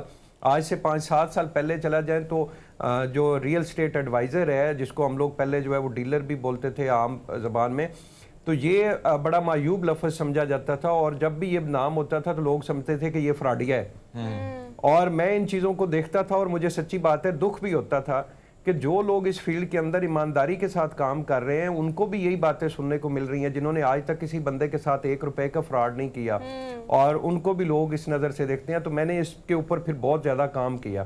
میں نے ایک گوندل گروپ آف مارکیٹنگ کے نام سے یوٹیوب چینل بنایا, اور اس یوٹیوب چینل کے اوپر میں سب بھائیوں کو یہی مشورہ دیتا ہوں کہ آپ کا, میرا کہنے کا یہاں پہ مقصد نہیں ہے کہ میں ویڈیوز بناتا ہوں تو آپ کوئی بھی ریئل اسٹیٹ کے اندر جو ہے وہ آپ ٹرانزیکشن کرنا چاہ رہے ہیں تو آپ صرف میرے تھرو کریں. یہاں سے اس یوٹیوب چینل سے گائیڈ لائن لیں, انفارمیشن لیں, کیونکہ میں میرٹ کے اوپر انفارمیشن دیتا ہوں. اور 20 سال کا میرا الحمدللہ ریکارڈ ہے. میں نے ایمانداری کے ساتھ اپنے کلائنٹ, اپنے انویسٹر جوڑے, اپنے کامیاب جو ہے وہ پروجیکٹس میں نے ڈیلیور کیے. تو یہ میں سمجھتا ہوں اس وقت بہت اشد ضرورت ہے, اور ہماری خاص طور پہ ہماری جو اسٹیٹ ایسوسیشنز ہیں, بلڈر ایسوسیشن ہے, ان کو بھی یہ چاہیے کہ اس کے اوپر جو ہے وہ فوکس کریں. ابھی میں نے اسی ٹاپک کے لیے اور اسی چیز کو جو ہے وہ ایک اچھے طریقے سے لے کے چلنے کے لیے میں نے پراپر جو ہے وہ پاکستان بزنس اکیڈمی کے نام سے میں نے ایک ادارہ بنایا ہے جس میں میں پروفیشنل لوگ جو ہے وہ تیار کروں گا, اور اس میں الحمدللہ مجھے بہت بڑی کامیابی ملی. وہاں پہ ہماری کلاسز ہو رہی ہیں, وہ الحمدللہ ایک اچھا سسٹم جو ہے وہ چل رہا ہے. اچھا ناصر, ایک اور چیز جو آپ سے میں جس طرح سوہن نے آپ سے سوال کیا, بہت سارے لوگ انویسٹمنٹ کرنا چاہ رہے ہیں रियल स्टेट में ज़ाहिरी बात है जो प्रॉफिट है जो मिल रहा है, सोसाइटीज़ भी बहुत ज़्यादा आ रही हैं। अब वो लोग जो ये प्रोग्राम देख रहे हैं अगर वो इन्वेस्टमेंट करना चाहते हैं तो किस किस्म की, अब ये जो आपने जिक्र किया कि बहुत सारी सोसाइटीज़ आ जाती हैं या एनओसी उनके पास नहीं होती हैं, वैसे जिक्र तो किया जाता है कि उनके पास चीज़ें हैं लेकिन ग्राउंड पे वो चीज़ें नहीं होती, उनको क्या कहेंगे जो इन्वेस्टमेंट करना चाहते हैं? कौन सा ऐसा तरीक़ाकार है जो वो एक दुरुस्त जगह में जाके वो अपनी इन्वेस्टमेंट करके वो फ़ायदा हासिल कर सकते हैं? इस वक्त हम लोग रावलपिंडी इस्लामाबाद की बात करें तो इस वक्त 22 से 25 हाउसिंग प्रोजेक्ट जो हैं वो इंस्टॉलमेंट्स के ऊपर जो है वो प्रॉपर्टी सेल करने के लिए मार्केट के अंदर मौजूद हैं। लेकिन मैं उनमें से मैक्सिमम 7 से 8 हाउसिंग प्रोजेक्ट को ओरिजिनल समझता हूँ और बाकी मैं समझता हूँ कि ये जो बाकी 14 से 15 हाउसिंग प्रोजेक्ट हैं ये आपके कभी डिलीवर नहीं करेंगे। लेकिन ये मार्केट के अंदर हो रहा है। इदारे जो हैं वो इस वक्त उस तरीके से जो है वो उन्होंने मैकेनिज़्म नहीं बनाया कि जो लोग डिलीवर नहीं कर पाएंगे उनका प्रॉपर जो है वो मैकेनिज़्म करें। दुबई के अंदर हम लोग अगर बात करें तो दुबई के अंदर आप कोई भी प्रॉपर्टी इंस्टॉलमेंट के ऊपर परचेज करते हैं तो बैंक जो है वो उसकी गारंटी आपको देता है कि अगर ये बिल्डर जो है ये डिलीवर नहीं कर सका तो हम आपकी पेमेंट जो है आपको वापस करेंगे। और जब तक वो बिल्डर जो है वो चीज़ कंप्लीट नहीं करता, मिसाल के तौर पे एक विलास बन रहे हैं या अपार्टमेंट बन रहा है, तो जब तक वो डिलीवर नहीं होता वो बिल्डर के पास पेमेंट नहीं जाती। आप लोग जो चीज़ परचेज करते हो वो आपकी बैंक में पड़ी हुई है और जो ही बैंक गारंटी दे रहा है आपको कि अगर आप ये डिलीवर करेगा तो ये पेमेंट उसको चली जाएगी, नहीं डिलीवर करेगा तो आपको पेमेंट रिटर्न चली जाएगी। तो पाकिस्तान के अंदर ऐसा निज़ाम जो है वो बहुत अच्छी ज़रूरत है लाने की ताकि लोग जो हैं वो इत्मीनान के साथ इन्वेस्टमेंट कर सकें और उनको पता हो कि अगर खुदा न खास्ता जो बिल्डर है डेवलपर है वो डिलीवर ना कर सका तो हमारी ओरिजिनल अमाउंट जो है वो वापस आ जाए। मेरे एक और सवाल है जो एक अहम सवाल है जो मैं चाह रहा था कि आप आएंगे तो आपसे सवाल करेंगे। हम देख रहे हैं सोसाइटियाँ बड़ी तेज़ी से बढ़ रही हैं। लाहौर की तरफ हम जाते हैं तो पूरा वो जो जहाँ पे गंदम चावल दीगर चीज़ें उगाई जाती थी वो आहिस्ता आहिस्ता ख़त्म होती चली जाए, यानी ज़रई ज़मीन भी ज़रख़ीज़ ज़मीन थी वहाँ पे भी सोसाइटियाँ नज़र आ रही हैं। आप क्या समझते हैं कि अब फ्यूचर जो है अगर एक तरफ तो पैसा बहुत तेज़ी से कमाया जा रहा है, दूसरी जानब हम ये देख रहे हैं कि जो आने वाला वक्त है उसमें ग़िज़ाई किल्लत जो है वो बड़ी ज़्यादा हो जाएगी, तो इसके मुतबादिल कोई सोसाइटी कोई प्लान लाएमल को इस तरह तय कर रहे हैं कि ये जो नुकसान है उसको कैसे भरा जाए? बिल्कुल एग्जैक्टली जी। इस वक्त बहुत सारे लोग जो है क्वेश्चन करते हैं और बल्कि मैं खुद फील करता हूँ कि जितने हाउसिंग प्रोजेक्ट्स बन रहे हैं या जितनी आबादी जो है वो तेज़ी के साथ बढ़ती जा रही है, बेसिकली हाउसिंग प्रोजेक्ट जो है वो खाली प्लॉट तो नहीं बनाते, डिमांड होती है लोगों की घर बनाने के लिए तो वो नया प्रोजेक्ट कामयाब होता है। डिमांड के बगैर तो आपको पता है कोई चीज़ कामयाब ही नहीं होती। तो ये बहुत अच्छा ज़रूरत है इस वक्त, अगर ज़रख़ीज़ जो ज़री ज़मीन है जिसके ऊपर हम लोग अपने अनाज उगा रहे हैं उसको अगर सोसाइटीज़ में कंस्ट्रक्शन में कन्वर्ट कर दिया जाएगा तो आने वाले टाइम में बहुत बड़ा मसला बनेगा। तो मैं समझता हूँ एक तो हमें सबसे पहले जो है वो गवर्नमेंट को इसके ऊपर इनिशिएटिव लेना चाहिए। दुबई के अंदर सिंगापुर के अंदर आपको पता है हाई राइज बिल्डिंग जो है वो बन रही हैं। हाई राइज आपकी बिल्डिंग बनेगी तो आपका आबादी का जो एक फैलाव है हाउसिंग सोसाइटीज़ का वो रुक जाएगा। आप बड़ी बड़ी बिल्डिंग, और लास्ट टाइम जो पिछली गवर्नमेंट थी उन्होंने इसके ऊपर बहुत ज़्यादा काम भी किया है। उन्होंने जो एनओसीज़ वगैरह इदारे हैं उनको पाबंद किया है कि आप हाई राइज़ के जो एनओसीज़ हैं उनको जल्दी जारी करें ताकि लोग जो हैं वो हाई राइज़ कमर्शियल या हाई राइज़ बिल्डिंग्स की तरफ जाएं।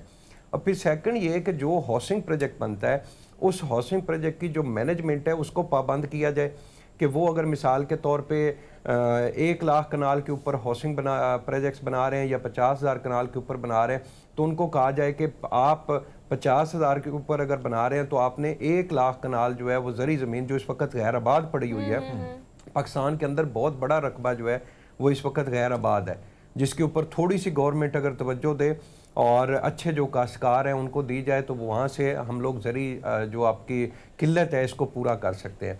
तो आपका पता है अनफॉर्चुनेटली पाकिस्तान के अंदर जो है वो ज़राअत के ऊपर जितनी पहले तवज्जो दी जाती थी अभी उस तरीके से नहीं जाती।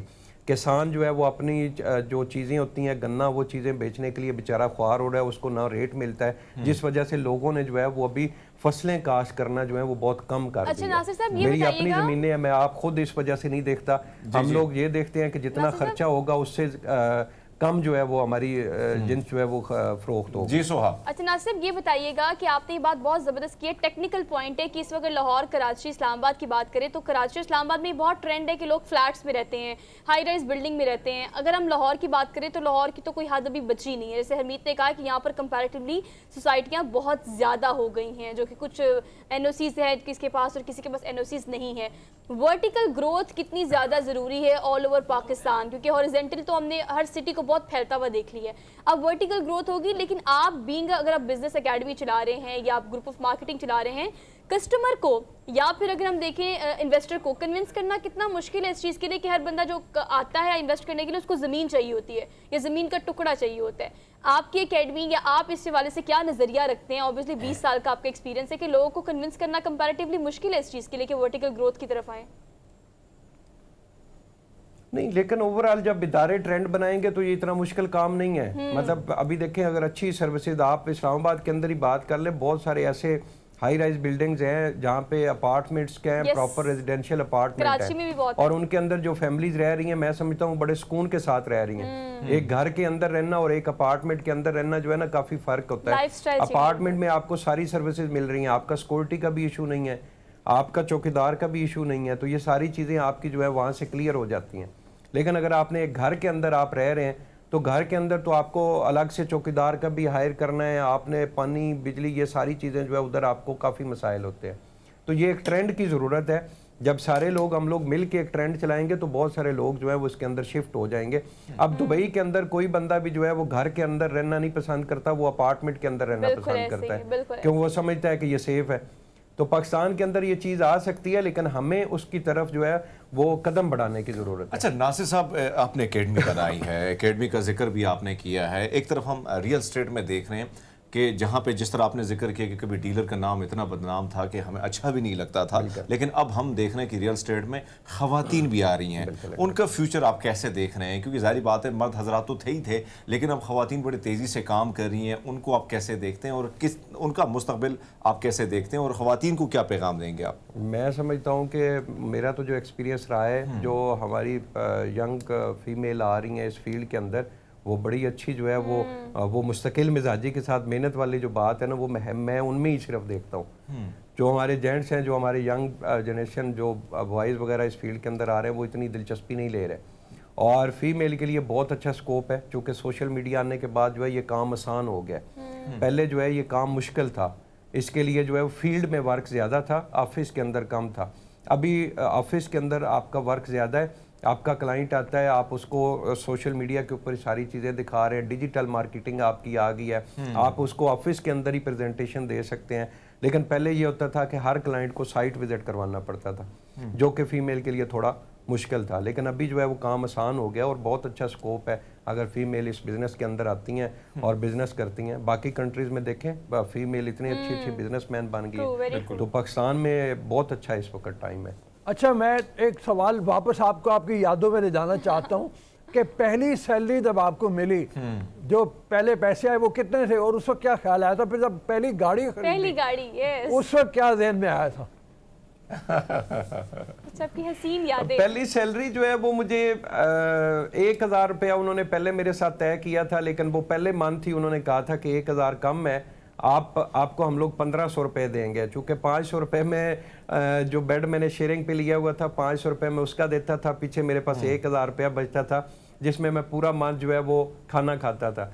तो वो जो पहली सैलरी मिली थी उसकी तो बड़ी एक्साइटमेंट है। लेकिन मैंने जो रियल स्टेट की पहली डील की थी, मतलब मैंने एक रेंट के ऊपर घर लगाया था, उसका मुझे 22,000 रुपये मिला था। जब मेरे पास 1500 रुपये जेब में होते थे, तो 22,000 रुपये मैंने कमाए। तो वो रात जो है वो मुझे आज भी याद है, वो रात मेरे लिए बड़ी जो है वो मैं एक्साइटेड था। आपकी स्टोरी को देख के ना मुझे एक फिल्म है, हिंदुस्तान की एक फिल्म है, रऊफ साहब ने भी देखी होगी, शाहरुख खान की मेरी पहली फिल्म थी, राजू बन गया जेंटलमैन। देहात में थे, सब्जी बेचा करते थे, 1500 रुपए की नौकरी के लिए इधर आए, काम शुरू किया। लेकिन जब गाड़ी में गए और बहुत सारा पैसा लेके गए, वहां पे गांव में जो दोस्त थे उनमें कितनी एक्साइटमेंट थी। बहुत सारे लोग खुश भी होते हैं कि हमारा दोस्त बन गया, भाई वाह, बड़ा बिजनेसमैन बन गया। मुझे अल्हम्दुलिल्लाह जी सबसे ज़्यादा फ़ख्र इस बात के ऊपर है कि मैं जब कामयाब हुआ तो मैंने सबसे पहले अपनी जो फैमिली के लड़के थे उनको मैं इस बिज़नेस के अंदर लेके आया। मेरे जो करीबी दोस्त थे वो इस बिज़नेस के अंदर आए।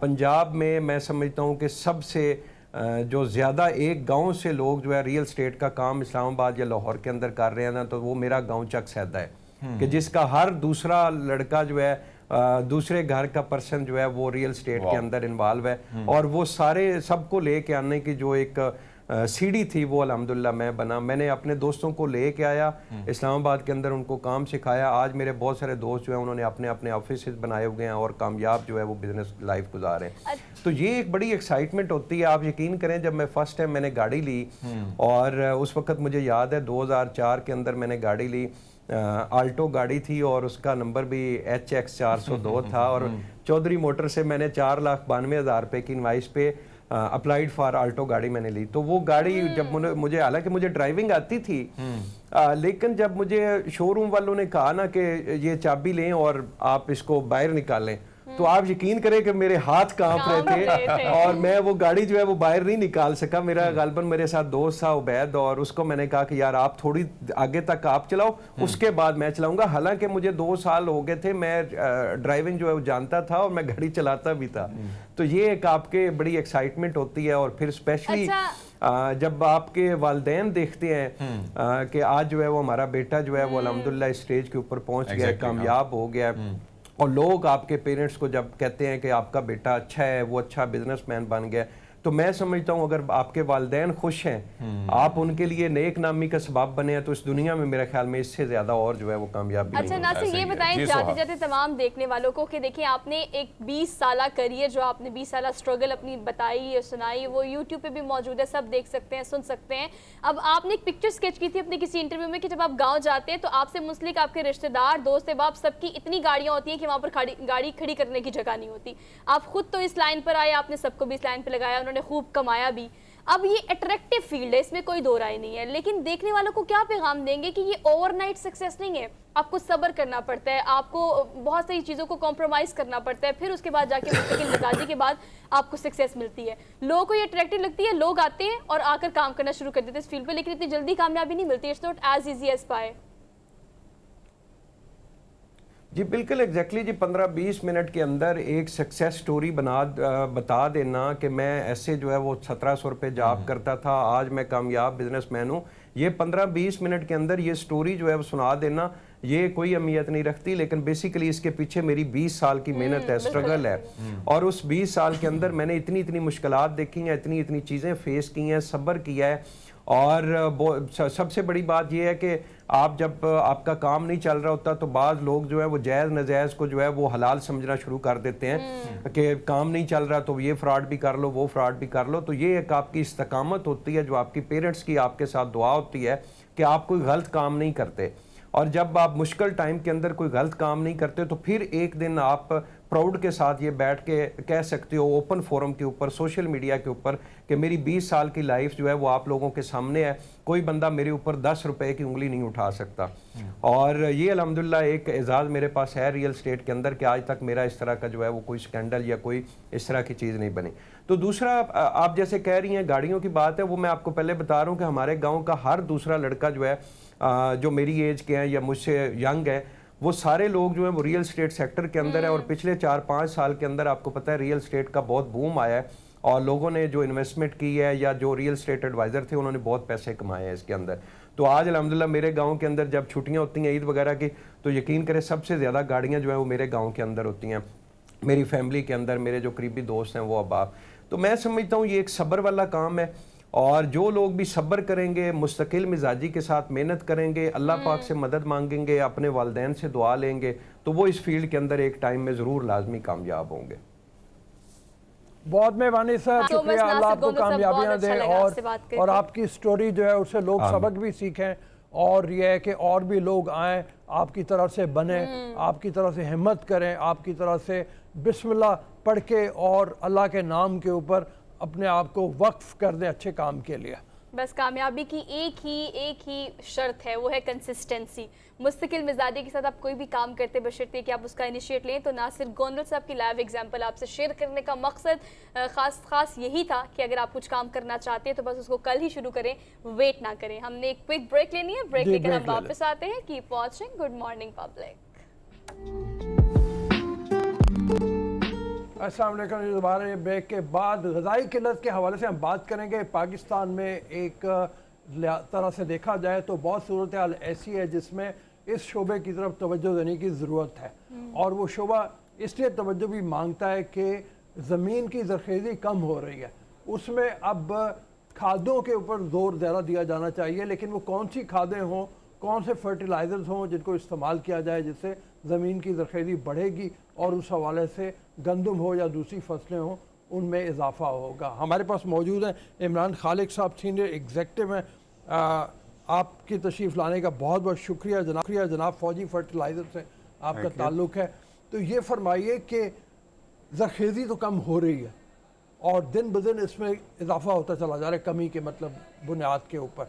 अब किसान को क्या गाइड कीजिएगा, कौन सी खादें इस्तेमाल करे, क्या तरीके अपनाए कि जिसकी बुनियाद के ऊपर ज़मीन की ज़रख़ेज़ी भी बढ़े और फसल ख़ास तौर पर गंदम जो है उसकी बम्पर, अभी तो आजकल गंदम की ज़्यादा ज़रूरत है, उसमें इजाफा हो। जी बहुत शुक्रिया जी, बड़ा अच्छा आपका सवाल है। पहले तो मैं थोड़े चंद ग़ज़ाई जो किल्लत है या फूड सिक्योरिटी के हवाले से मैं थोड़ा बताना चाहूँगा कि किसी भी मुल्क के इस्तेहकाम के लिए जो फूड सिक्योरिटी है वो इंतहाई अहम है, और पाकिस्तान दुनिया का 5वां बड़ा मुल्क है आबादी के लिहाज से, 220 मिलियन से ज़्यादा जिसकी आबादी है। तो इतनी बड़ी आबादी को ख़ुराक मुहैया करना एक यकीनन बहुत बड़ा चैलेंज है, और ज़राअत के शोबे की वसातत से ही हम इतनी बड़ी आबादी को ख़ुराक मुहैया कर सकते हैं।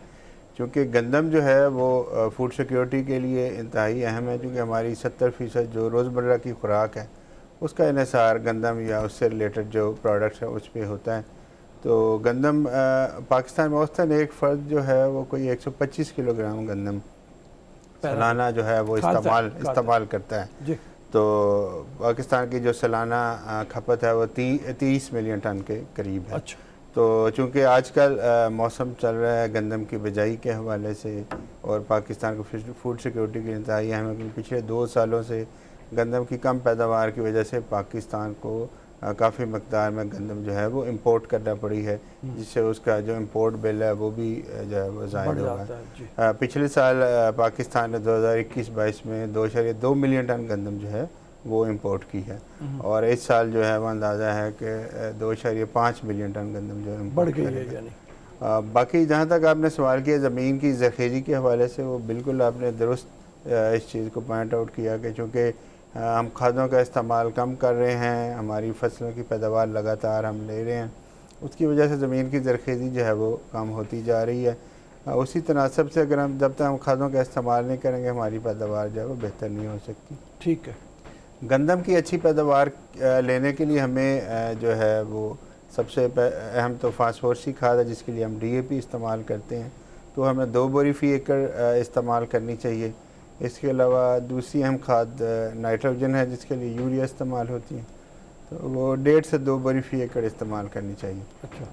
बाकी जो पोटाश की खाद है वो तीसरी अहम खाद है, वो आधी बोरी से लेके 1 बोरी फ़ी एकड़ इस्तेमाल करनी चाहिए।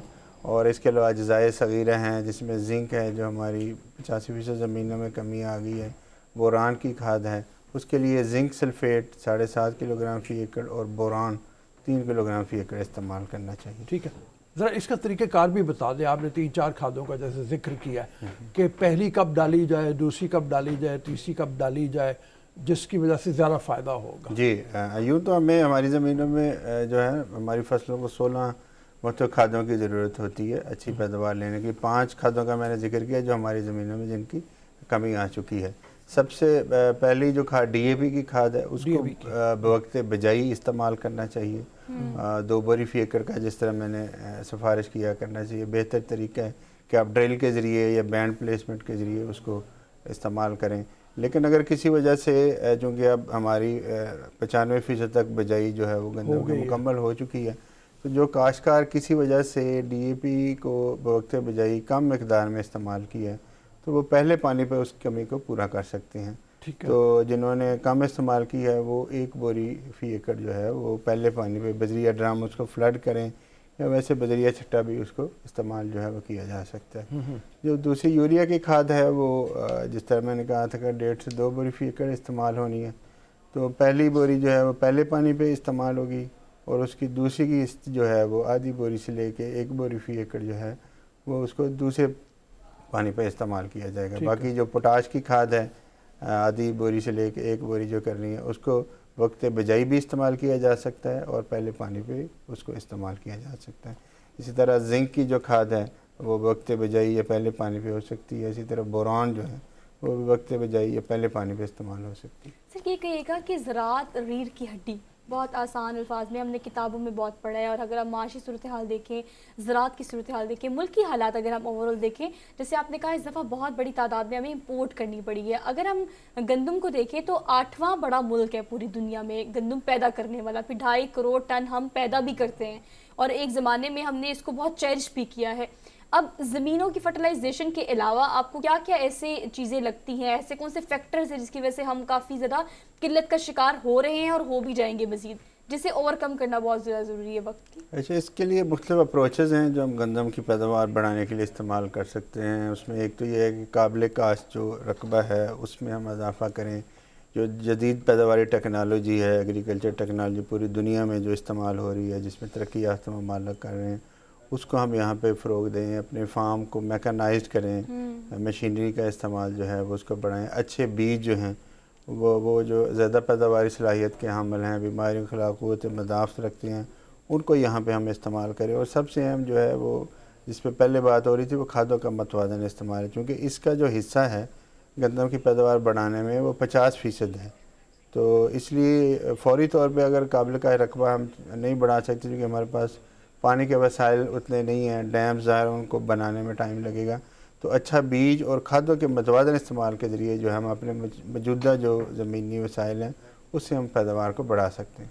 جی ہمارے ساتھی حرمیت اسلام آباد میں، حرمیت FFC سے ان کا تعلق ہے، اس کی کھادیں جی عمران صاحب، جی میری آواز اگر آپ پہنچ رہی تو میں سوال کروں سر آپ سے جاننا چاہوں گا کہ ایک طرف ہم دیکھ رہے ہیں کہ آپ نے جو ذکر کیا یہ تو پنجاب کی اگر ہم بات کریں، لیکن اگر ہم سندھ کی طرف جاتے ہیں یا بلوچستان کی طرف جاتے ہیں تو سیلاب کی جو تباہ کاری ہوئی اور ابھی بھی پانی جو ہے مختلف جو جتنے بھی کھیت ہیں، جتنے بھی ہم دیکھا کہ جو زرخیز زمینیں تھی وہاں پہ پانی بھرا ہوا ہے۔ اب آہستہ آہستہ یہ عمل ہوگا، کہیں نہ کہیں پانی نکالنے کی جو کوشش ہوگی وہ ہوگی، لیکن تب تک زمین جو ہے اس کو دوبارہ کارآمد بنانے کے لیے کہ وہاں کے کسانوں کو کیا طریقہ کار ایسا ہونا چاہیے تاکہ وہ جو دوبارہ وہ نقصان ہے اس کا ازالہ ہو سکے؟ جی بالکل، یہ بارشوں نے اور سیلاب نے سندھ کے اور بلوچستان کے کافی بڑے حصے کو متاثر کیا ہے۔ سندھ میں تو تقریباً 70% تک گندم کی بجائی جو ہے وہ ہو چکی ہے کہ پانی آہستہ آہستہ جیسے نکلا ہے، زمینیں خشک ہو رہی ہیں، وہ قابل کاشت رقبہ جو ہے وہ بن رہا ہے۔ باقی جو ایسا رقبہ ہے جہاں ابھی تک پانی کھڑا ہے تو اس کے لیے ظاہر ہے گورنمنٹ کو اور جو مقامی وہاں پہ تنظیمیں ہیں کاشتکاروں کی، اگر مل کے جو پانی جو ہے اس کے نکاس کا پہلے وہ بندوبست کریں تاکہ زمین سے پانی اضافی وہ نکلے، پھر اس کے ساتھ جو ان کے پاس کوئی وقت ہے، اگر کوئی ایسی شارٹ ڈیوریشن فصلیں جو وہاں پہ لگا لیں جس سے یہ ہے کہ ان کو ایک آمدنی بھی مل جائے گی اور آہستہ آہستہ اس کی زرخیزی جو ہے وہ بحال ہونا شروع ہو جائے گی۔ ظاہر اب جن زمینوں میں ابھی پانی کھڑا ہے وہاں گندم تو کاشت نہیں ہو سکتی، آگے پھر خریف کی فصلیں ہیں یا پھر آگے آپ کی مکئی یا پھر کماد کی فصل کو لگا کے تو وہ آمدن اپنی بنا سکتے ہیں۔ اچھا عمران صاحب یہ فرمائیے کہ ہم جب کمپیئر کرتے ہیں ہندوستان سے، وہاں پہ فی ایکڑ پیداوار بہت زیادہ ہے ہمارے مقابلے میں، اس کی وجہ کیا کھادوں کا صحیح استعمال ہے وہاں پہ یا اور بھی کوئی وجہ ہے؟ جو اس کی بے شمار وجوہات ہیں، اس میں کھادوں کا متوازن استعمال بھی ایک بہت بڑی وجہ ہے، کیونکہ وہاں پہ کوآپریٹو سوسائٹیز جو ہیں وہ ابھی تک افیکٹو ہیں، اور اگر ہم انڈین پنجاب کی بات کریں تو وہاں پہ جو بیج کا بندوبست ہے اور وہ کھاد کا کہ 2 بوری یوریا ہے، 2 DAP ہے، 1 پوٹاش، وہ کوآپریٹو سوسائٹی کے ذریعے اس کا بندوبست ہو جاتا ہے۔ پھر ڈرل سوئنگ جو ہے وہ وہاں پہ کافی زیادہ ہے۔ پھر جو وہ کیا ہوتی ہے، کس طریقے سے کرتے ہیں؟ وہ ایک مشین ہوتی ہے، اچھا ہاں، وہ پھر قطاروں میں گندم کی بجائی ہوتی ہے، یکساں گہرائی پہ ہوتی ہے، اس کے ساتھ ساتھ DAP جو ہے وہ بھی جس کے جڑ کے قریب آ رہی ہوتی ہے تاکہ زمین میں وہ ضائع نہ ہو، فصل اس کو زیادہ مقدار میں جو ہے وہ استعمال کر سکے۔ پھر اسی طرح جو ویڈی سائیڈ ہے، جڑی بوٹی کنٹرول کے کیمیکلز ہیں، اس کا بندوبست کوآپریٹوز کے ذریعے ہو رہا ہوتا ہے۔ اور دوسرا وہاں کی جو حکومت ہے وہ جتنے بھی زرعی مداخل ہیں جس میں آپ کا فرٹیلائزر ہے، پیسٹی سائیڈ ہے، اس پہ سبسڈی وہ دے رہی ہوتی ہے۔ اور پھر اس کے علاوہ وہاں پہ جو جدید پیداواری ٹیکنالوجی ہے ان سے ہم آہنگی کاشتکاروں کی ہماری نسبت زیادہ ہے۔ یہ چند فیکٹر ہیں جن کی وجہ سے ان کی پیداوار ہم سے زیادہ ہے۔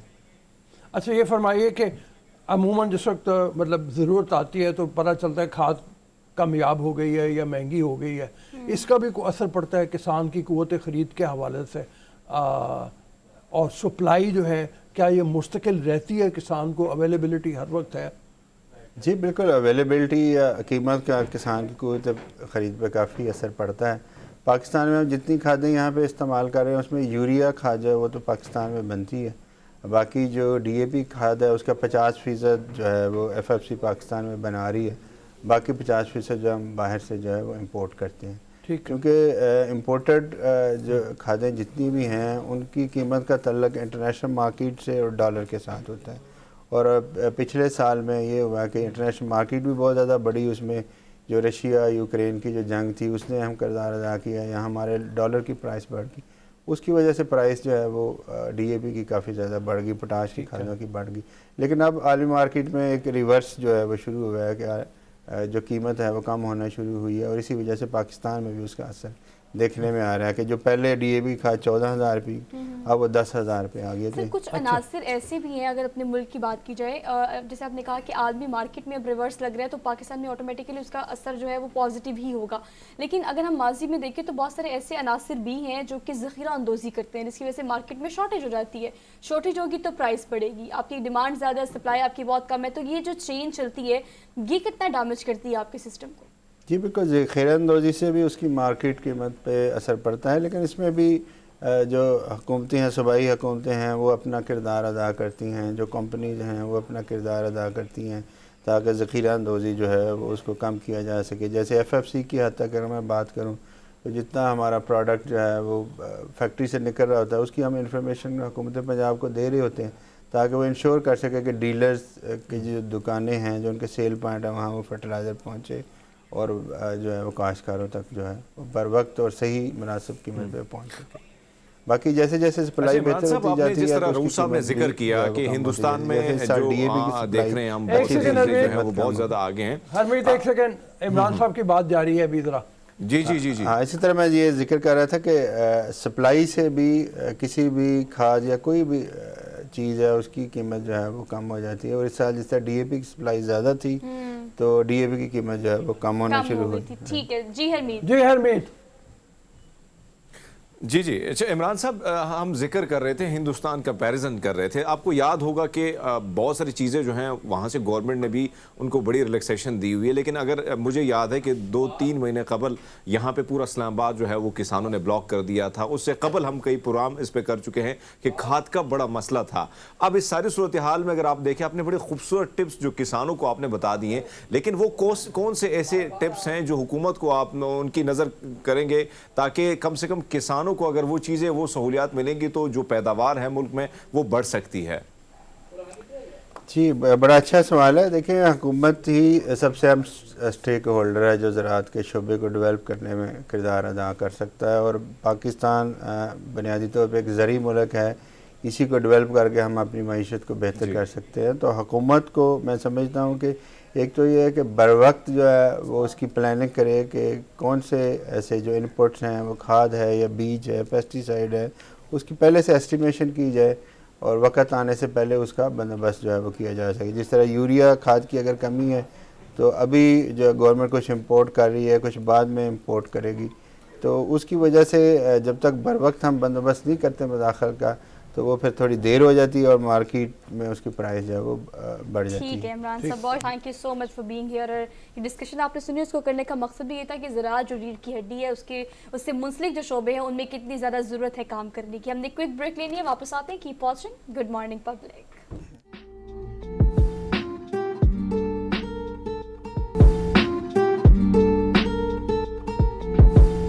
جی welcome to the show. After the break, Lahore میں اسموگ کی صورتحال کی خرابی کو دیکھتے ہوئے چودھری پرویز الہی وزیر اعلیٰ پنجاب نے ایمرجنسی نافذ کیا.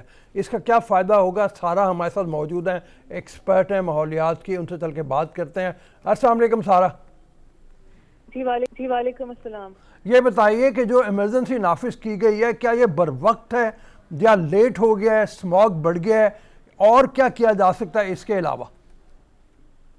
ہاں جی، اسموگ جی یہ بالکل یہ لیٹ ہے جو ایمرجنسی ہے، لیکن یہ ہر سال ہی آپ نازل کرتے ہیں. پچھلے 1-2 سالوں میں تو ڈیفینیٹلی یہی کر رہے ہیں. ان کو جب پتہ ہے کہ حکومت کو جب پتہ ہے کہ اسموگ نے آنا ہے، اور ویسے تو سارا سال ہی لاہور کی جو فضائی آلودگی ہے اس کا اور ایئر کوالٹی ہے وہ کافی خراب رہتی ہے. لیکن سردیوں میں آپ کو پتہ ہے کیونکہ ٹھنڈی ہوا کی ایک لیئر بن جاتی ہے تو اس سے اسموگ اور پولوشن جو ہے وہ ٹریپ ہو جاتی ہے, وہ نظر آنا شروع ہو جاتی ہے, تو وہ بڑھ جاتی ہے. اور حکومت کو پتا تھا کہ آنی ہے اور ہر ایک شور بھی مچا رہا تھا, لیکن انہوں نے چلیں ابھی بھی ایمرجنسی لگا دی ہے.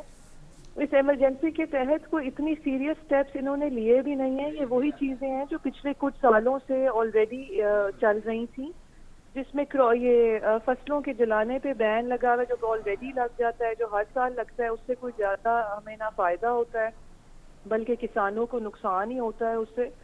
اب وہ کہہ رہے ہیں کہ وہ ہارویسٹر بھی دیں گے, ایک ہیلپر سیڈ کے نام سے سبسڈی اس پہ ڈال کے سستا کر کے وہ فارمرز کو دیں گے تاکہ کراپ برننگ نہ کی جائے اور فصلوں کا جو باقیات حصہ ہے اس کو نہ جلایا جائے.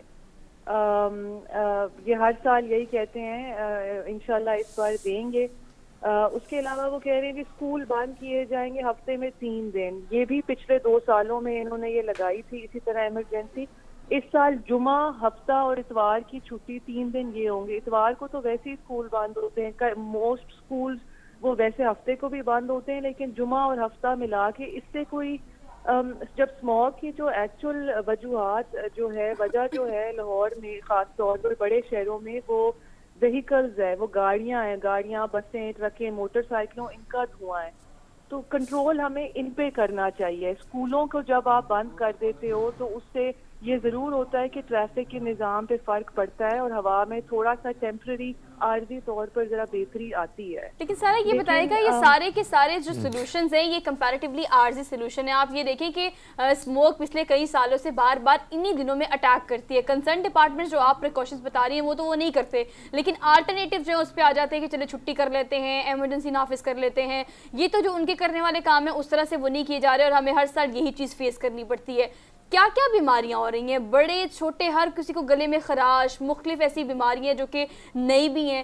ایسے میں آپ کو کیا کیا پریکاشنز کرنی چاہیے گھر سے باہر نکلتے وقت, اور ایسی کون سی بیماریاں جو زیادہ اس وجہ سے ہو رہی ہیں؟ جی بالکل, خاص طور پر بچوں کو اور اسکول اسی لیے بھی بند کرائے جاتے ہیں کہ بچے خاص طور پہ اس سے متاثر ہوتے ہیں اسموگ سے. ان کی جو ذہنی ڈیولپمنٹ ہے, انٹلیکچوئل ڈیولپمنٹ ہے, وہ متاثر ہوتی ہے, ان کی لرننگ کیپیبلٹی متاثر ہوتی ہے. تو اس لیے بچوں کو خاص طور پہ پروٹیکٹ کیا جائے, اور اس کا طریقہ ایکچولی ایک ہی ہے کہ ان کو آپ اندر رکھیں. لیکن گھر کے اندر بھی ایئر کوالٹی جو ہے وہ کوئی اتنی خاص نہیں ہوتی جب تک آپ نے ایئر پیوریفائر نہ چلائے ہوئے. اور ایئر پیوریفائر ایک بڑا مہنگا نسخہ ہے چلانے کے لیے, کیونکہ ایئر پیوریفائر جو اچھا ایئر پیوریفائر وہ ایک مہنگی مشین ہے جس سے آپ کے اندر کی کمرے کی جو ہوا ہے وہ صاف ہوتی رہتی ہے کانسٹنٹلی. تو آپ بچوں کو یہ فیس ماسک پہنائیں, بلکہ ہر ایک فیس ماسک پہنے خاص طور پر گھر سے باہر نکلتے ہوئے.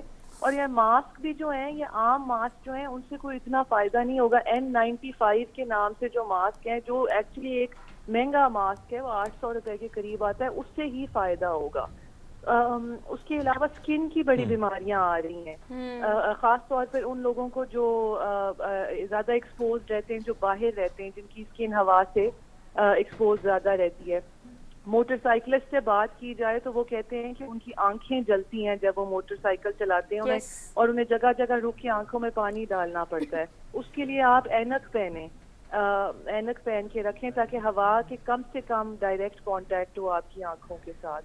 اور ہر روز نہانے کی کوشش کریں تاکہ اپنے اسکن کے اوپر سے جو آلودگی کی لیئر لگ گئی ہے اس کو آپ اتار سکیں, جو اسموگ کا کانٹیکٹ ہوا ہے آپ کی اسکن سے وہ آپ نہائیں. اور بچوں میں ریسپائریٹری النس یعنی کھانسی, ہر ایک کے ساتھ کھانسی اور نزلہ زکام جو ہے وہ آپ دیکھ رہے ہیں, لیکن بچوں کے اندر خاص طور پر جو ہے ان کی لنگز افیکٹ ہو رہی ہیں اور کھانسی ان کو بہت زیادہ, اور ایستھما کے بہت اٹیک آ رہے ہیں. جی ہرمیت.